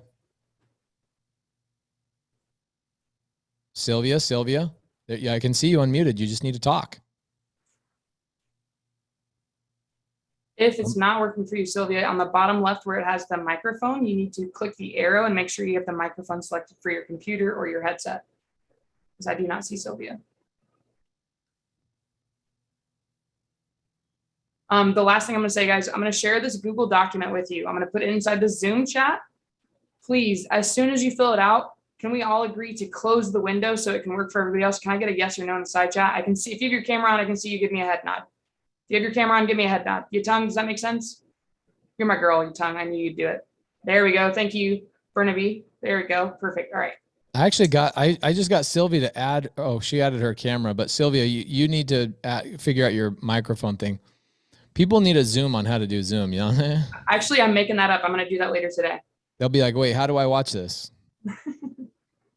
Sylvia, unfortunately, we got to get you to figure out how to unmute yourself on Zoom. But here's what I want here's what's going to happen. Your homework tonight, okay, is to fill out your name on the left-hand side. Pull that back up, Caroline. Let's pull that up. Okay. Okay, so there should be easily 1,000 people on the left-hand side of this. And I want you guys all to fill out. And tomorrow morning, what I'm going to do is I'm going to open up this sheet. And if you are missing accountability partners, you need to work your ass off in the chat to get your accountability partners. Here's what's going to happen, guys. Listen to this. There's going to be a lot of people that are shy that need you to look at their name on the side chat. Okay. And they're going to say, I'm afraid. Verdon says, I need accountability partners. Love that. Okay, cool. I need one. Maria Smith says, I need one. Love this. This is freaking great. What a great piece of homework. Okay, you guys should all be texting each other tonight or tomorrow morning and say, hey, I'll see you on the challenge. Your goal by the end of Wednesday is that you and your 3 accountability partners have all submitted an offer through Privy.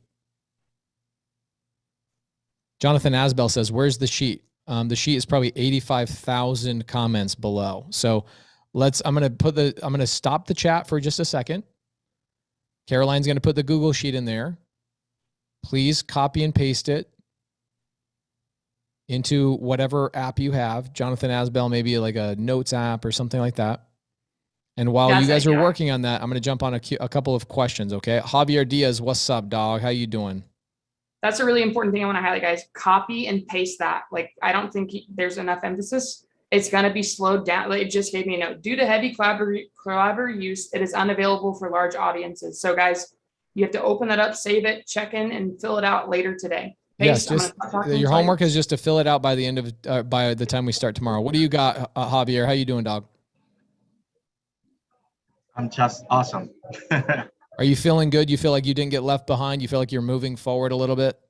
I feel like we are most of the one of the most bless people in earth. Yeah, I agree with that. That's how I feel. Thank you. Peace. Thank you, Happy Carol. to have you here. What did you have a Javier. question for me, or did you just want to tell me Yes. how big my muscles are? Okay. I've been talking to a couple of top 2 students, and about the deal I told you about. Some of them tell me that if I have the deal on their contract, I do not. Then they say, well, you first go and get the deal on their contract. Once you got it, you get it, you come to us and we close it. But I saw one of your videos, please correct me if I'm wrong, and you were like, you need to know what you are going to do with this that you are planning on buying. You need to know which. Yeah, is are you going gonna buy. wholesale it? Are you gonna wholesale it? Are you gonna fix and flip it? Are you gonna hold it? What are you gonna do with it? Pass it on to other people. I mean, So a wholesale. So what market is it in? Florida, What city? Charlotte. Oh, what's a big city by it? Port Charlotte, Charlotte. Sorry. Charlotte. Charlotte, North Carolina? No. Florida. It's the place is Punta Gorda. Is the name of it. Oh, Punta Gorda. There you go. There's a real city. Okay, so Punta Gorda. Javier, here's the thing.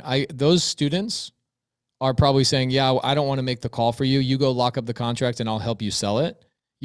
I have 5,000 badass, amazing students, but unfortunately, they all have their own individual business and I can't force them to do anything. So you just need to find a student that's willing to get on the phone with you to call the seller and negotiate.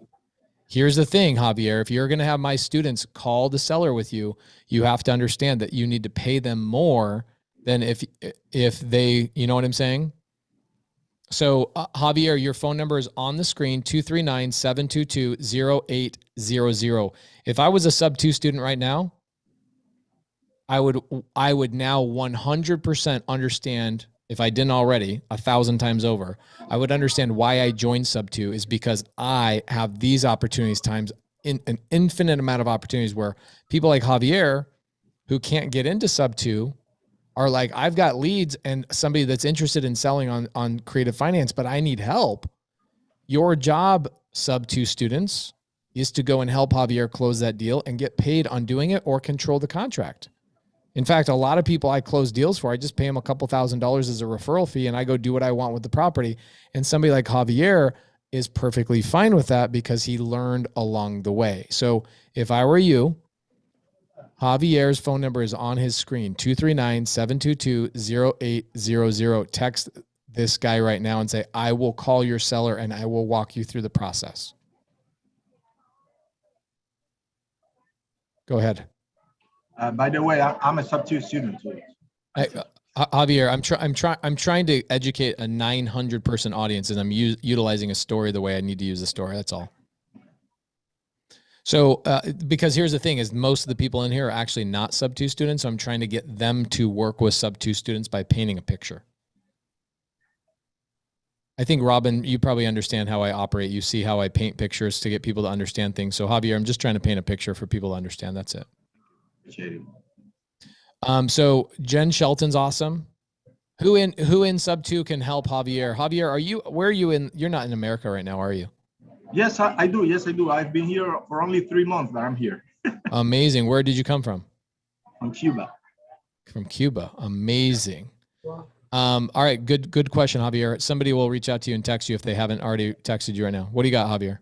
In the future, I would like to know in the future, should I do as I saw in that video, that I should know first what my possible seller, what their requirements are, what are the terms they would like to get before going to I'm talking about the buyer, sorry. What the requirements for my buyers are, what are they looking for before going to talk and negotiate with my seller? Yes, or if you're in sub 2 and you have access to awesome people, they can help you work through that yourself or help you work through that together. Okay. Thank you. Appreciate it. Good question. All right. Todd Van Camp, also in Florida. What's up, Todd? How you doing?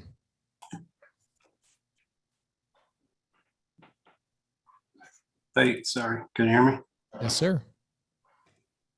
Okay, I kind of just didn't lower my hand because I didn't realize it was still up there, but we weren't doing any more comping. I have a deal under contract in Florida and that we have until Friday left on inspection. I just got quotes. Is it a cash deal?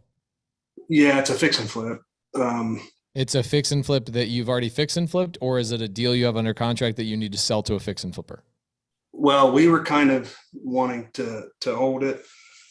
You want to hold it, or you want to fix and flip it? Yeah, to fix and flip it, to keep it, to do that. But okay, so you want to be the one that actually fix and flips it. You have the contract until Friday. What do you need to determine what your next steps are? So I just got everything back. We don't really have anybody, down there. So it took a little while to get a contractor to actually get out there. We went down with them, walked at everything. They just finally got back to us today with numbers on it. Okay. So that's what I was thinking, we could look at it, but I didn't, like I said, I didn't realize once he left, he didn't want to look at that. And I didn't know how to. You can go into the training with him in 35 minutes, or you can go to one of the sub 2 students in Florida that is fixing and flipping, somebody maybe like a Andres Bastardo or somebody in the sub 2 group that will comp that and look at that deal with you. Okay. Oscar's a good one. If you look at that guy, Oscar's a great one. he's doing a lot of new builds down there. Where was it? If you look in the side chat right now, look in the you can side see chat. There's a the Google list. link for top 50 students that are, well, that's probably an outdated list, but they're still badass students. It's just that we have 5,000 students. I would say easily we have 1,000 students nationwide that are badass leaders. We just got to update the list. But yeah, my wife and I just joined a couple months ago, so we're just kind of getting started. But love it. Well, the good thing about being a student, Todd, is that you'll be in the mentorship the problem with, actually it's a problem. The problem with sub 2 is we'll never let you leave. That's good. Yeah. So I would click on that link and I would reach out to those students and say, can you help me comp this? Okay. Cool. Thank you, brother. Thanks. All right, cool. Jonathan Asbell, one of the smartest men I've met in a long time. He's also super handsome. What's up, guy? You're so flattering. Hey, thanks for everything. This is great. I don't know how you do it. I don't know how you do it all This day. is how I do it, Jonathan, right here. Boom. That's for Laura, not for me, brother. That's for Laura. That's right. I'm having fun with your students here. There's Brian Garcia. I was just imitating him, and Effie is writing me, coaching me along. Effie gave me a nice lashing this morning. She's great. She's great. Anyway, she gets that from her education background. She's great. It's crazy because we discovered that I went to the school where she sent her kids, some random place in suburban Philadelphia. Wow. So crazy. Anyway, all good. No, I actually called. I wanted to ask a question. Whether you could remind, what's his name again? I'm sorry, the guy. who's Benson? doing that day. Benson. If you could remind me, the biggest part that I had a problem with Privy, and I had texted it I had put it in the thing, is that when you're searching, like the different filters, like someone's like, you choose something in the filter and that affects some other random thing like at the bottom of the filter, or you don't know whether you're increasing the number of properties or shrinking the number of properties. The whole search thing, it's like, I'm sure that as we're going to go in and do this challenge, that people are going to run into this problem. Because how about this, Jonathan? Tomorrow morning, you come in right on time at 10 o'clock, and right when we open it up, I'll have Benson have a one-on-one with you for about 7 minutes about that specific topic. Yeah, as long as it benefits everyone to know how to use it. It sure will, brother.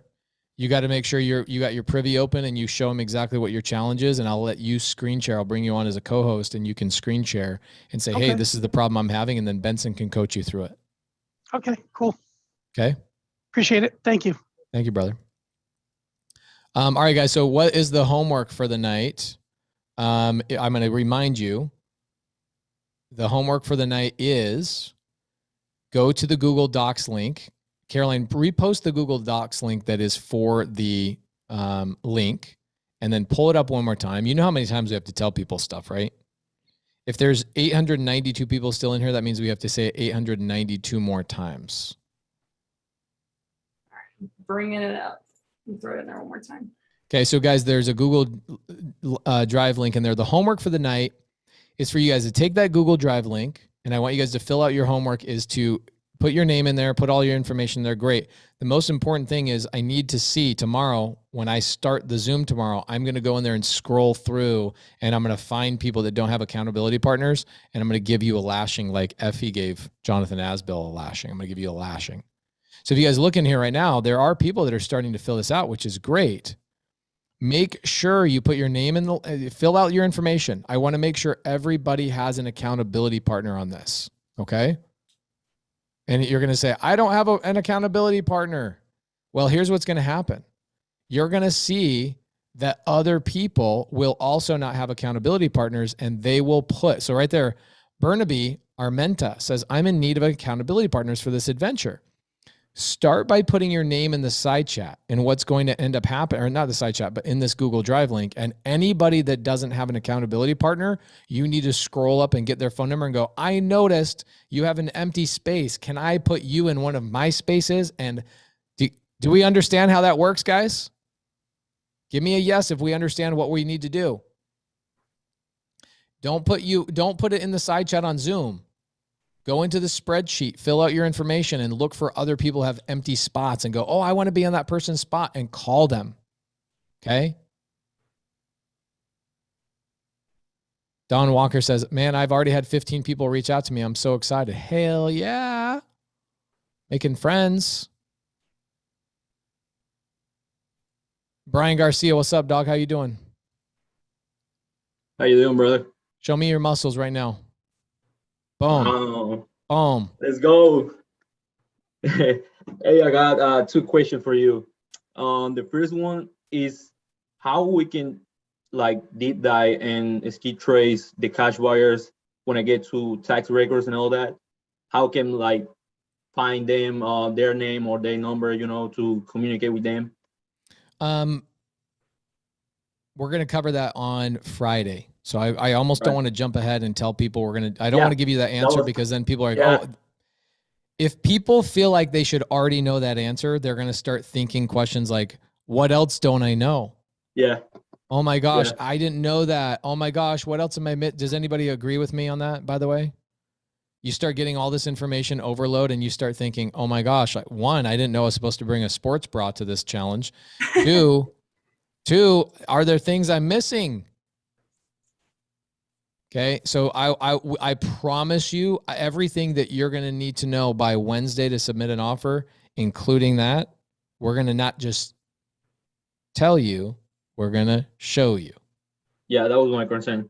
And another question, wherever you get in Charlotte, let's go to eat. I want to meet you. We're having a meetup in Charlotte. I'll be really? there. I'll be there in 15 days. We're having a big meetup in Charlotte. Okay, hope I can get there. I'll talk about it tomorrow. All my speaking engagements. I'll tell you about that tomorrow. Yeah, there are a couple people. Hey, Brian, everybody is asking right now in the side chat to show us your muscles one more time. Let's go. Okay, good job, Brian. Well, I'll tell you what the dates tomorrow on the challenge. Okay. So there's a couple of people in here that just said, I'm not on the Google sheet. Yeah, because we're not the ones filling it out. You need to fill it out. Okay? I sometimes I feel like there's a conspiracy against me and that people are trying to make me lose all my hair. I think it's against me too, guys. Please, can I have everybody's attention for 30 seconds? You can't. Here's the better way to ask it. Can I get at least 10% of people's attention? Guys, somebody just look at me. I want you to just look at me for a moment, guys. If everybody is on here, there's 1,000 people on the Zoom and we're all on the Google document. You are not able to click on there and put your information in. I've had 30 people private message me saying that. Guys, once you fill it out, close the window. If it's not working for you, close the window and come back in 6 hours and fill it out. Close the window and come back at 3 a.m. if you wake up early. Just have it done before tomorrow's Zoom. So the Google spreadsheet will not work with 1,000 people on. Does everybody understand that? Can I get a yes or an, if you don't actually, do you not understand that? Give me a no if you don't even say yes anymore. Give me a no if that does not compute. Because I will get on a one-on-one Zoom with you right now if that does not make sense. Don't say that because then they'll say no just to hang out with you. I'm a man that binds them and smack them in the head with a fish. Right? Okay, cool. There you go. I think everybody's got it. Jamie says no.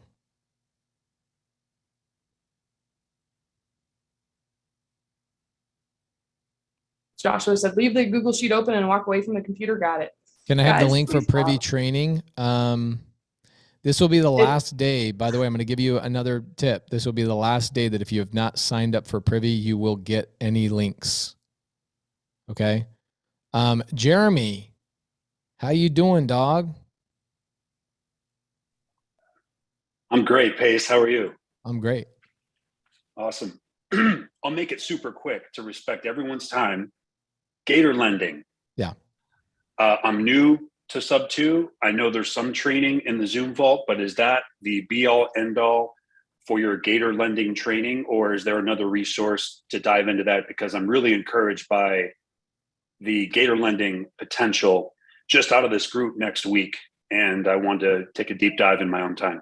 I would call one of the other Gators. I've closed the Gator community for the next couple of months. All sub 2 students, Jeremy, just so you know, all sub 2 students will get the Gator information and training. It just will trickle into you a little bit slower.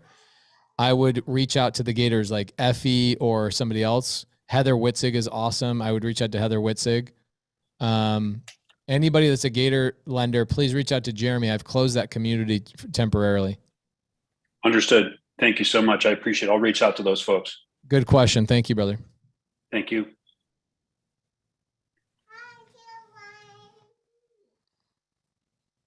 Hi, little mama. Oh, Corbin, you say, hi, Caroline. Hi, Corbin. What you doing? Hi. Are you being daddy's little helper? What are you chewing on? Here. Talk right here. Hi. I love you. She says, Oh, "Hi, I love you too. Hi, Corbin. I'll play with you later. I'll play with you later when you Okay, I'll catch you. We'll jump on the trampoline. When you Okay. Wow. Nick, how you doing? Hey, how's it going?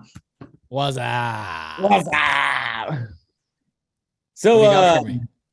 I appreciate this. I'm actually a new sub 2 member, so I'm looking to do an LLC, but my phone call is not till the 29th, so next Friday. Okay. I was just curious on what do you think I should do since I want to set up the LLC the correct way, do my deal on Wednesday, because that's deadline. That's my deadline. So let's do a deal on Wednesday. But what should I do about that LLC before I do this? What I would do is when you talk to PCS on the 29th, here's what I would do. I would get the property under contract, and I'll show you how to do that on this coming Wednesday and how to submit the offer and all that kind of stuff. And then when you get your LLC, I'll show you how to basically amend that contract. You're perfectly fine. I wouldn't worry about it. Just keep moving forward, and I'll show you how to do that when you do it. Yeah. Awesome. Thanks. Appreciate it. Show me your muscles. Boom. And if anyone needs an accountability partner, my number's right below, 925-786-5429. I got 30 of them already. I'm totally happy to text you every single day. So text everybody every day. Get the link and text everybody every day. Thanks. We're breaking records here, dog. 966 people got to submit an offer on Wednesday next week. I'm starting to feel jealous with everybody else have bigger muscles than me. It sucks. Adriana, what's up? Sports bra required. How's it going? You're muted. I unmuted you. Only if you don't want to hurt yourself. There she is. We saw you laughing. That's good. We loved laughing. How's your day going? It's awesome because you got me in stitches. I love learning and laughing, and that's all about it.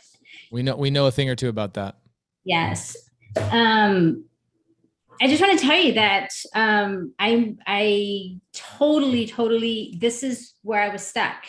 I came in from another mentorship that was I joined in March, that mentorship, or February. And after seeing you in one day, actually, I was looking for comping. I was looking for something to comp.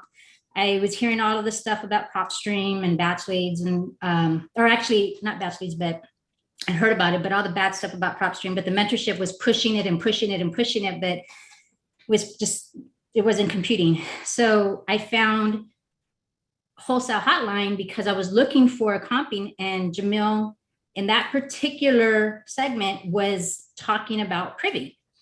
And I had seen Jamil just roughly right after I had joined the other mentorship, and I was like, damn. And so kind yeah, of Jamil and I tend to make people say that after they find us. They're like, damn, I spent all this money on other stuff.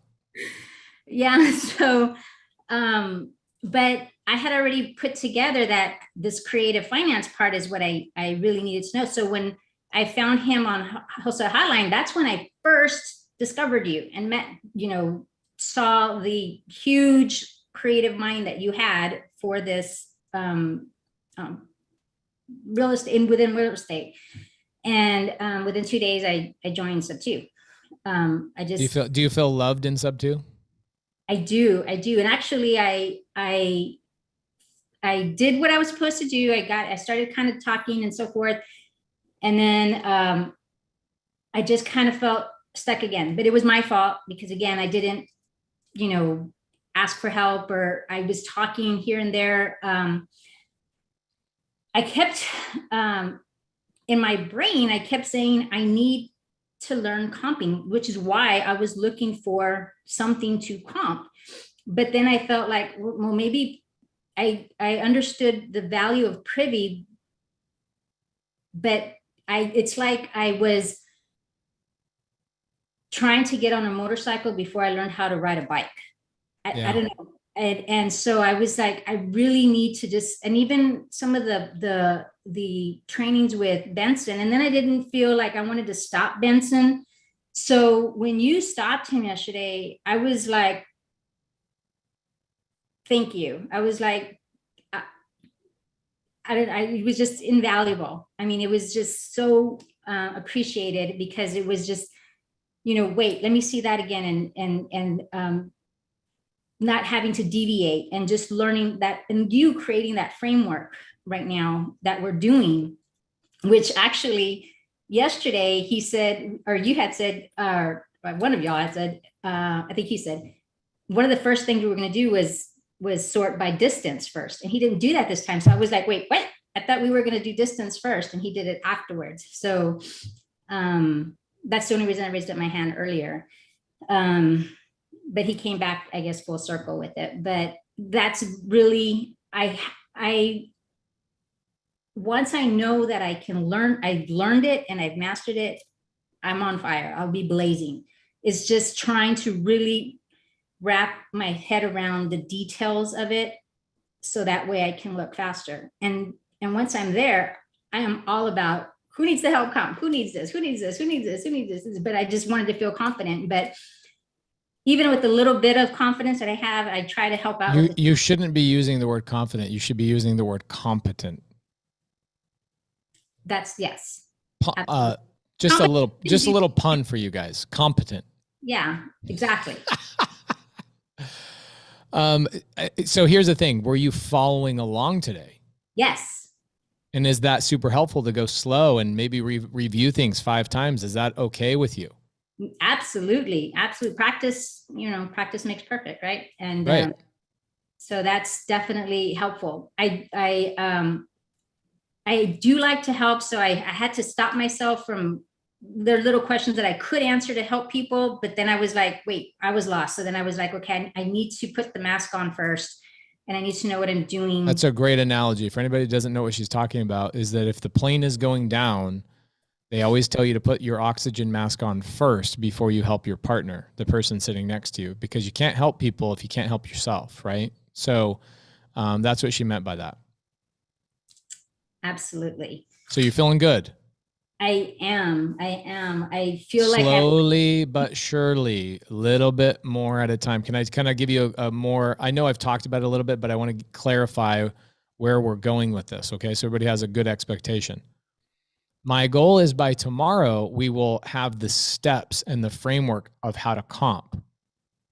Okay. Cause we're on step 6. We're going to go all the way to step 10.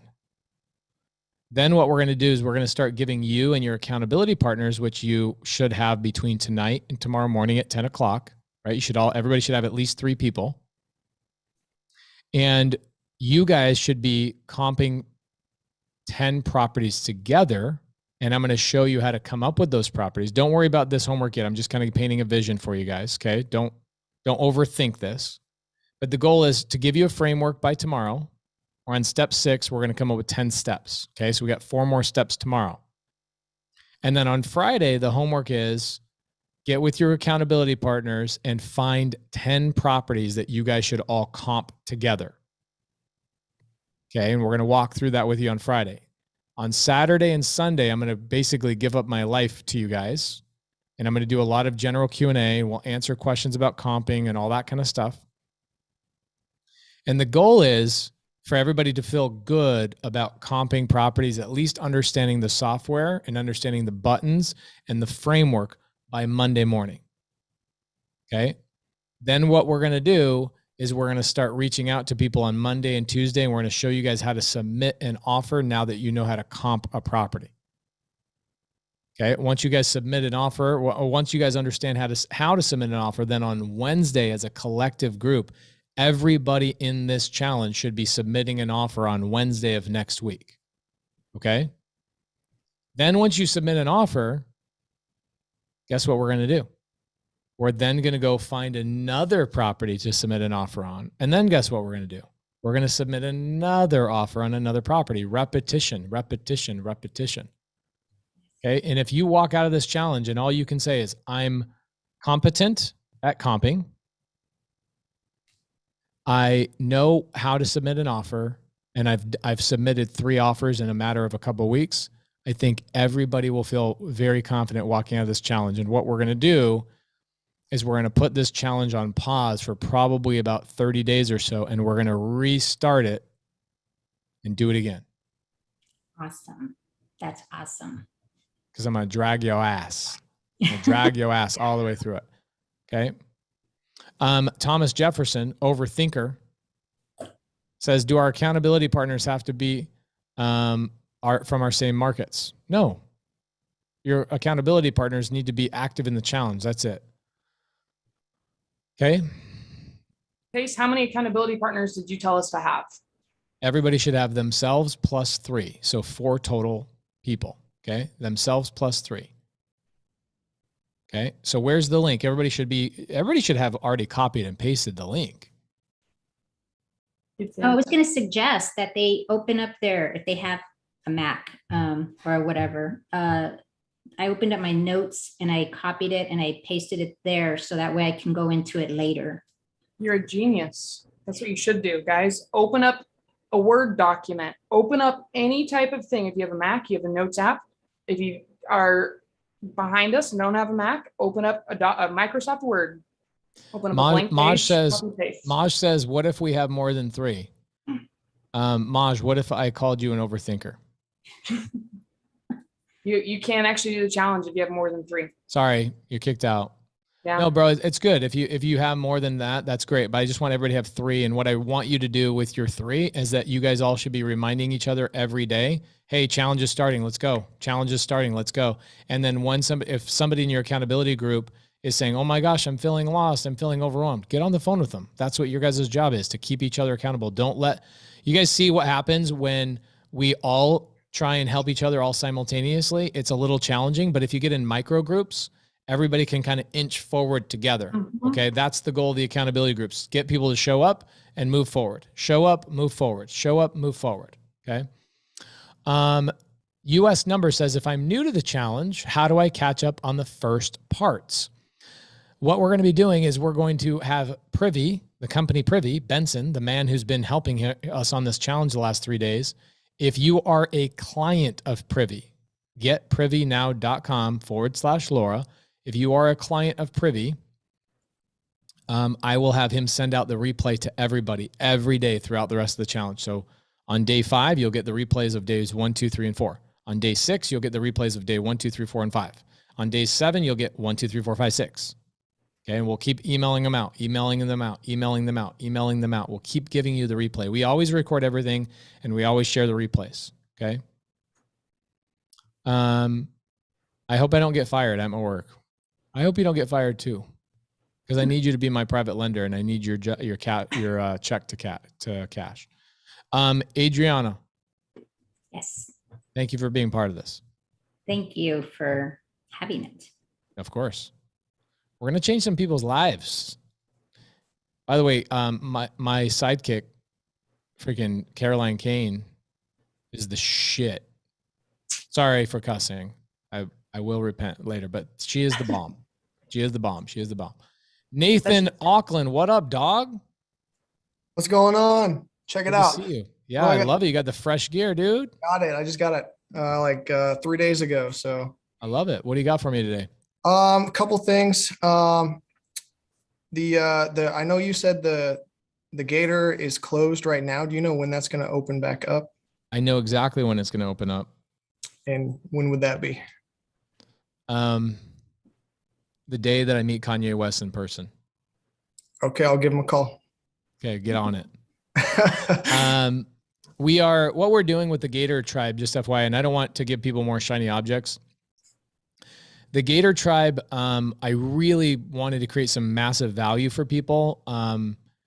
And man, I could paint the whole picture of Gator Tribe. I'm going to try not to do that, but I closed it off because now that I've got all these people in the Gator Tribe for free, I now am back filling in all the collateral material like workbooks and worksheets and training and, sequential step 1, 2, 3, 4, 5, 6, because none of that existed. I just started doing live training, and then my team is coming in, taking all the live training and creating workbooks and all this kind of stuff behind me.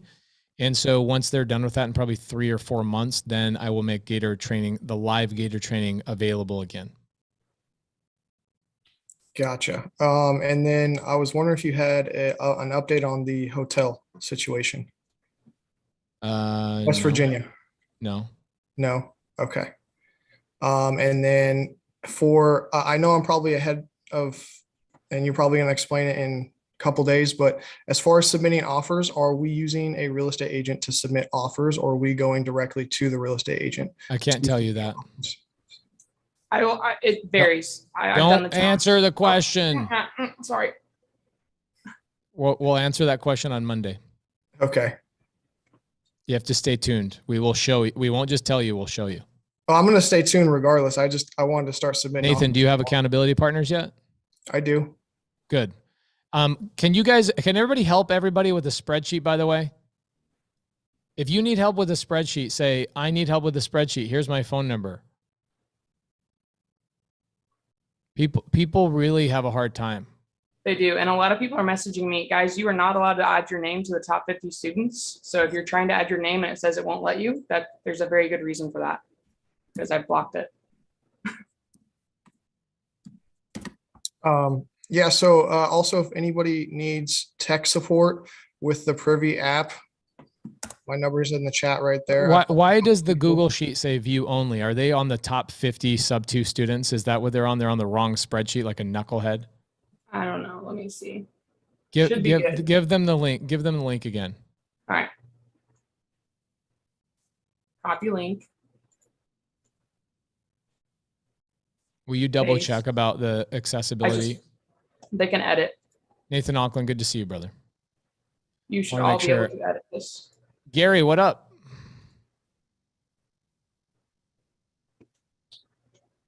People are typing on What's right up? How you doing, man? I'm doing great. Thank you. How you guys doing? I mean, we're just killing it. We're killing the game. Thank you, man. Thanks for killing the game, bro. You changed my life, bro. For real. Show me your muscles then. Prove it. Boom. There we are. Boom. Feels freaking good, doesn't it? Hell yeah. Feels great, man. So my question is about wholesale strategy. Okay. If you're going to take a wholesale contract, and do you have to close on that yourself as the wholesaler and then put it on the market yourself? So it's kind of like a double close? Yeah. So a wholesale is such an improper way of saying it. And I've never tried to correct people, but the way that people use the word wholesale, it's kind of silly. A wholesale is actually a fix and flip. Okay. A wholesale is basically, here's what a wholesale is. It means I close on it, which means I have to go get a loan and I buy it. And I immediately, with almost no renovation at all, maybe I cleaned it out, I throw it on the MLS. So it's people, so it's like, why would you call it wholesale? Why don't you just call it a lipstick flip? That's what it really is. Okay.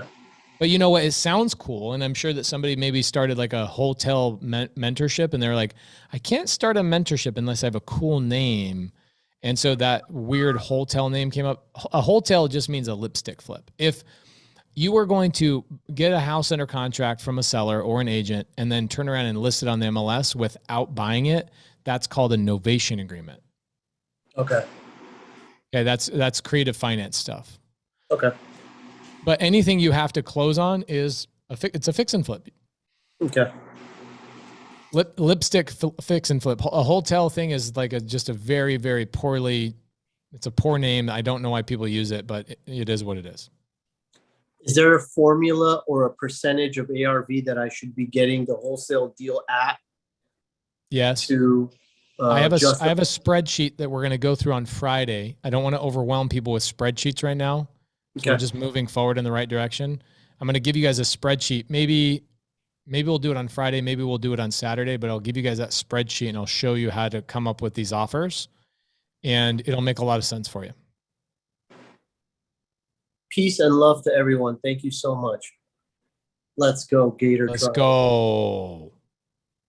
Good to see you, brother. Thank you. Laura Smith again. I get to talk to Laura Smith again. I talked to her last night. That was so dope. What's up, Laura? Hey, how are you today? Killing it. Well, I always have questions. So you just said novation. Will you actually go through that during this challenge? No, I'm not doing any creative finance on this challenge. Okay, that's fine. I will go and find. If you go on my YouTube channel and you type in Pace Morby Novation Agreement, then you'll have a decent breakdown. Okay, yeah, that's the one. And that if you're a sub 2 student, I have a whole mini. Everybody in there that's if you're a sub 2 student, you're like, oh, I'm new. I have a whole mini course on just novation agreements. And then we also have a lot of students that are crushing it on novation agreements. A lot of students are focusing on it. I don't focus on novation agreements. We probably do one a month. But we got students that are doing 2-3 a week.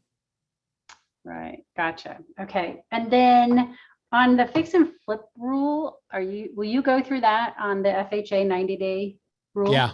I'd be happy to go. I'd probably do that on Saturday and Sunday. What I'll probably do on Saturday and Sunday is I'm going to go, that like really basic overview of like, this is what a wholesaler does. And then they sell the thing to this and then it goes here. I'm literally going to do, I've already like planned it out in my brain as I've been talking this last couple hours, is I'm going to go through the whole real estate transaction and who's involved and what happens and this, that, and the other when a wholesaler is involved. And I'll show you why the FHA rule is super important and all that kind of stuff. Okay. Sounds good. Perfect. That was Laura, it. Laura, have you figured out the spreadsheet?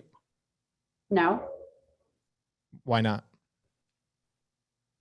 I was on here right now and I'm one of those that likes to do find and search and sort by columns. So it's kind of like walking into a Ross store for me. It's overwhelming. Oh, got it. Okay. Well, I need you to figure it out because what I'm going to do tomorrow is I'm going to scroll down and I'm going to make sure everybody has accountability partners. There's somebody in here that needs you as an accountability partner. Do you have one? Alexandria. And okay, you need 2 others. I have Alexandria and then Scott. Does Scott know that? Because it sounds like Scott's not aware of this. Well, he messages me, so I will message him right now. Tell him I have to commit to you having an accountability partner. Okay. Kelly Thompson says, I want to partner with Laura. Okay. Then I'm going to add her too. Why are you so anti making friends, Laura? Why do I got to drag you through it? No, actually, that is totally the opposite. I have to tell you a quick story and then I'll let you go. So once I started learning about all of this wholesale and everything, I virtually have reached out to people I had never met in my life throughout the country. And I set up calls and schedule times because I respect everybody's time. Mm-hmm. And so I have met actually a lot of people.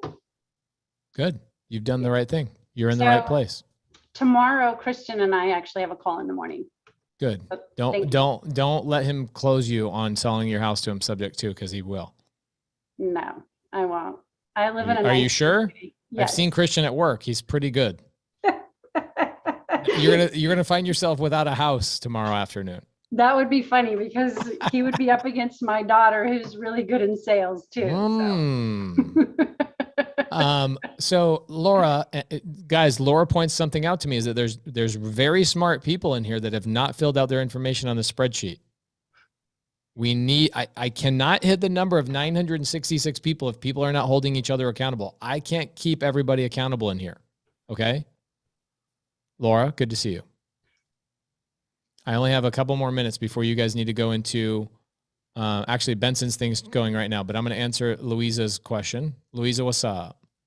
She's like, yes. Oh, I was picked. You have no idea. Okay. Hey, show me these. Show me these. Boom. You only have one? Do you have one or do you have two? There you go. Boom, two. Dang. I carry around a toddler all day, so. Do you have one strong arm? Just, I could totally make a comment to that. Okay, so I have a couple things, only because I know we're taking a bite out of the elephant a little bit at a time, but at the same time, can we kind of like zoom out really quick? Yeah, I'd love to. And only because, like you mentioned earlier, I have a little bit of PTSD from a previous mentorship that we're not going to go there. Yeah. Can I go before you ask your question, because this is going to be good, guys? I'm going to give her some time and attention on this because she wants me to go 30,000 foot view. Is everybody aware that Benson is doing additional privy training right now? And if you stay in here, you are missing out on his live training. Are you aware of that? Yes, please go. My question is just for pace. Okay. If you do not have Benson's link, it's probably because you don't have privy. Who is in here that doesn't have privy yet, by the way? You know that tomorrow you will not be able to, I know Sharon Lee does.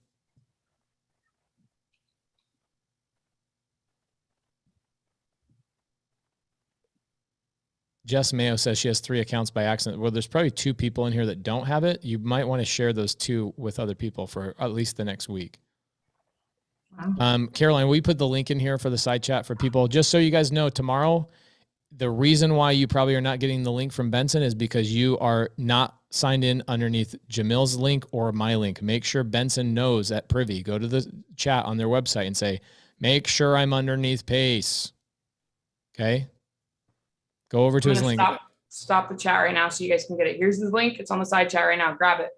All right, cool. Louisa, let me unmute you for a second. Let's go 31,000 feet.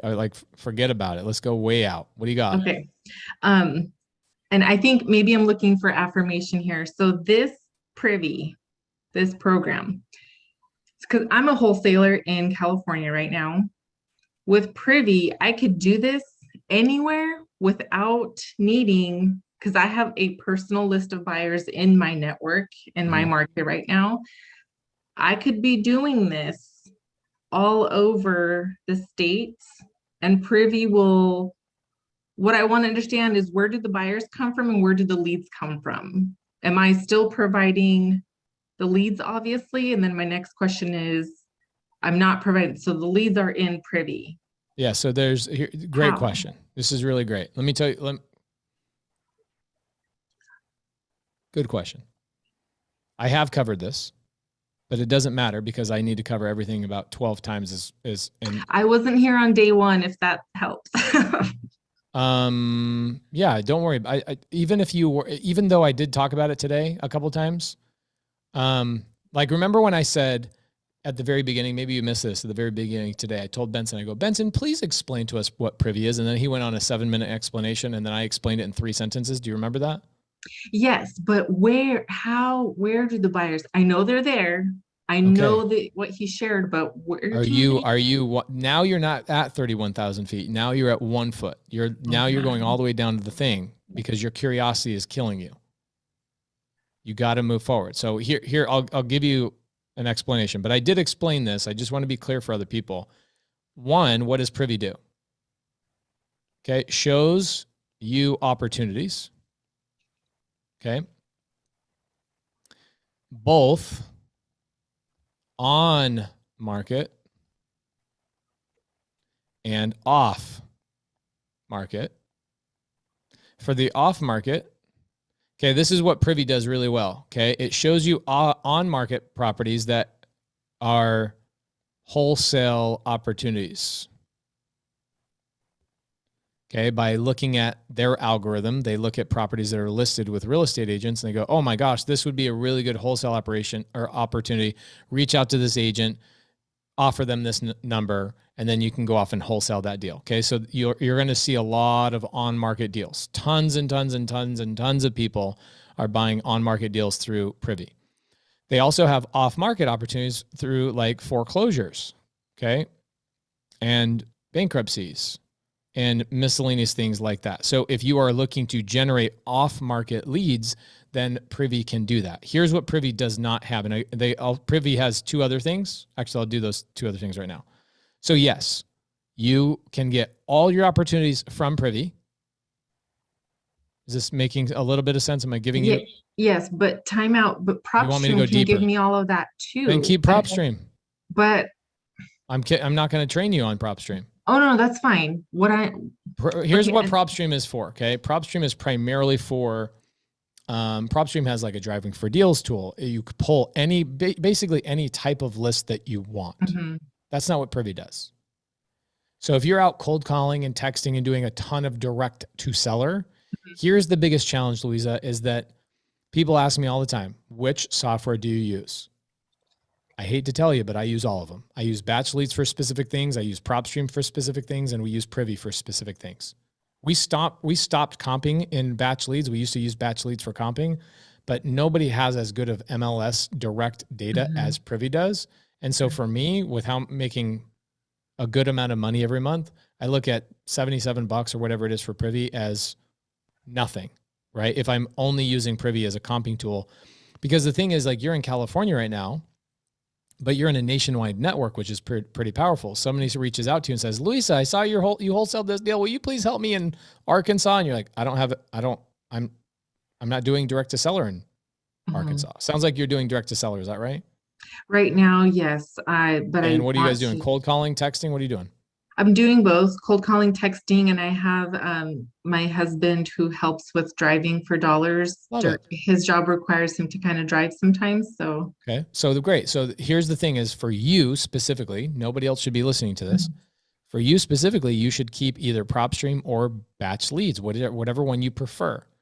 Okay, PropStream and Batch Leads, like if you were looking at them like this, they have about like 70% of them is overlap. There's not everything. Yeah, I feel like I want to get rid of some, like, because it's adding up. Really, for you have to make a personal decision. Yeah. If I have to make a personal decision, I'm going with Batch Leads, and I get rid of PropStream.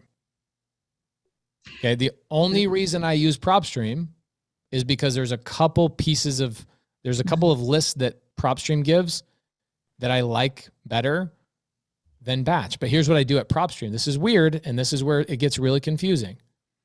I'll pull the list on PropStream, download it, and skip trace it at Batch because I like Batch's data better.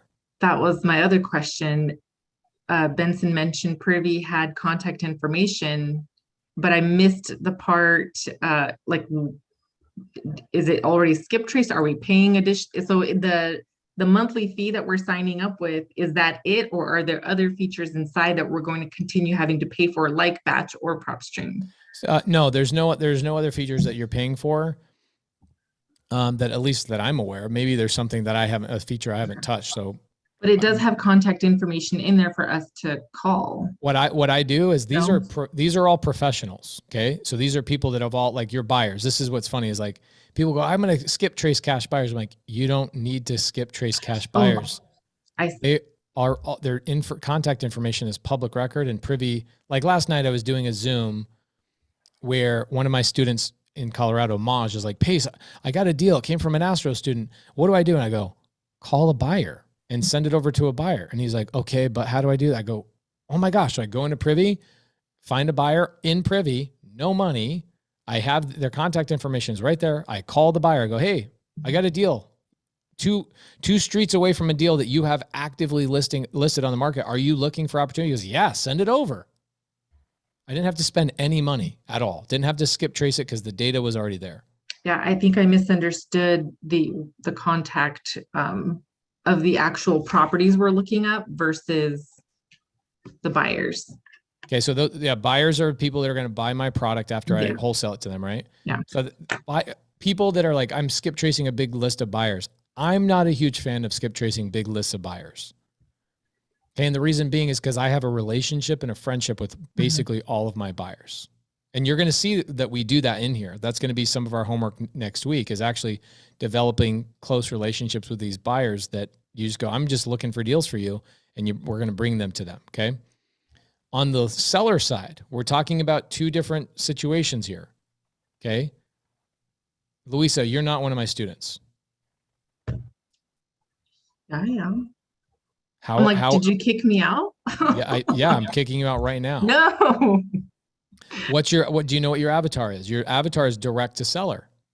That is my avatar, but I Right. want other avatars. Okay, that's okay. That's perfectly fine. But direct to seller, you're going to be using PropStream or batch leads as one of your main tools. And when you're doing some of these on-market deals, you're going to be using Privy a lot more.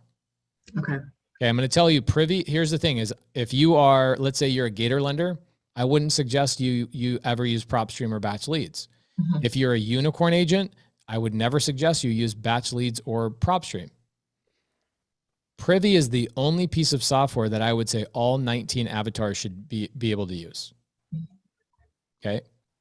So it's challenging, especially when you're starting out and you're like, well, what do I need to spend money on? I spent money on this other mentorship and I have PTSD of spending money. I totally get that 100%. Robin is one of these people.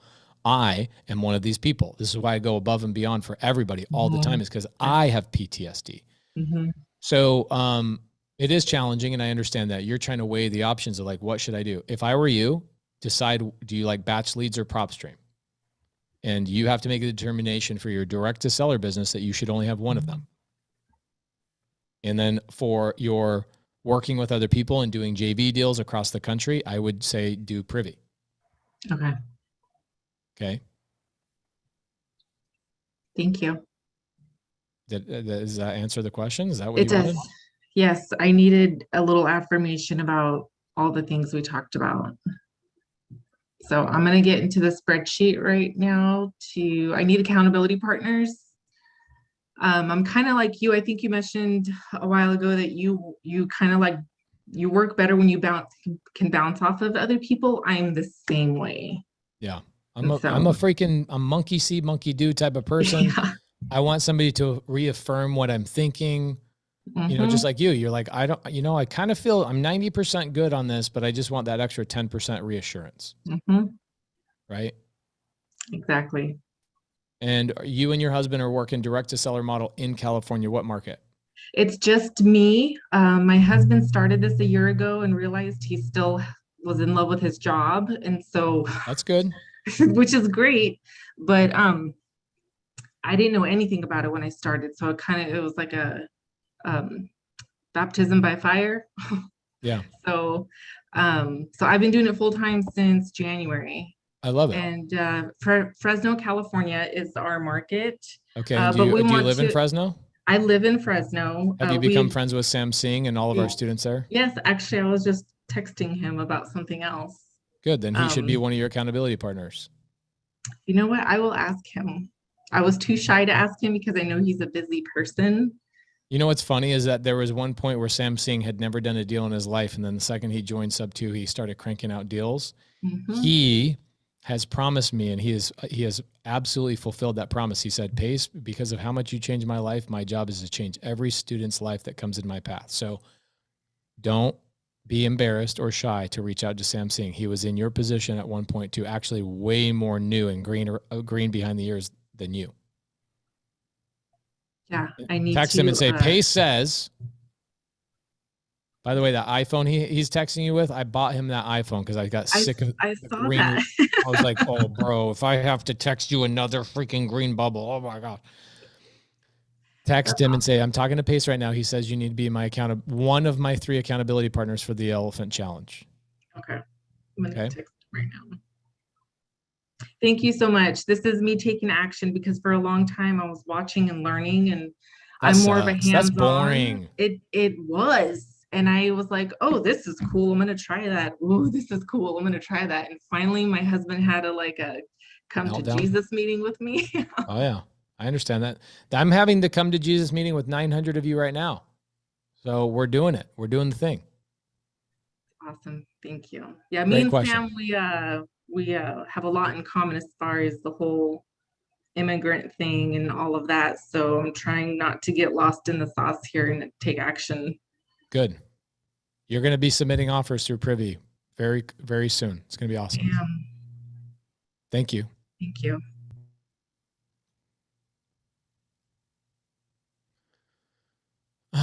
I have properties I got to go walk, guys. I really want to hang out with you guys, but I got to go make money. You don't want to listen to a guy that ain't doing deals. You know what I'm saying? Nobody wants to learn from a guy that ain't doing deals. Caroline? Thanks. Did we have a good day today?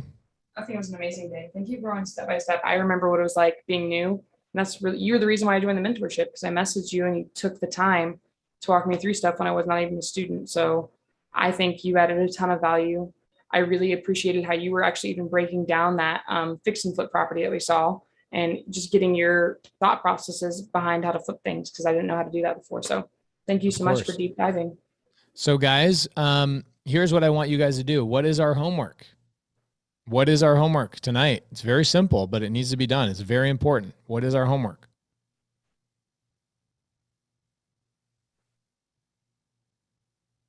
Laura Smith says she's done. Okay. Love it. Antonio says he has 20 new friends. That's awesome. What if I already have Privy from a while back? Email Privy or message them on their website and say, I need to be put underneath Pace's account.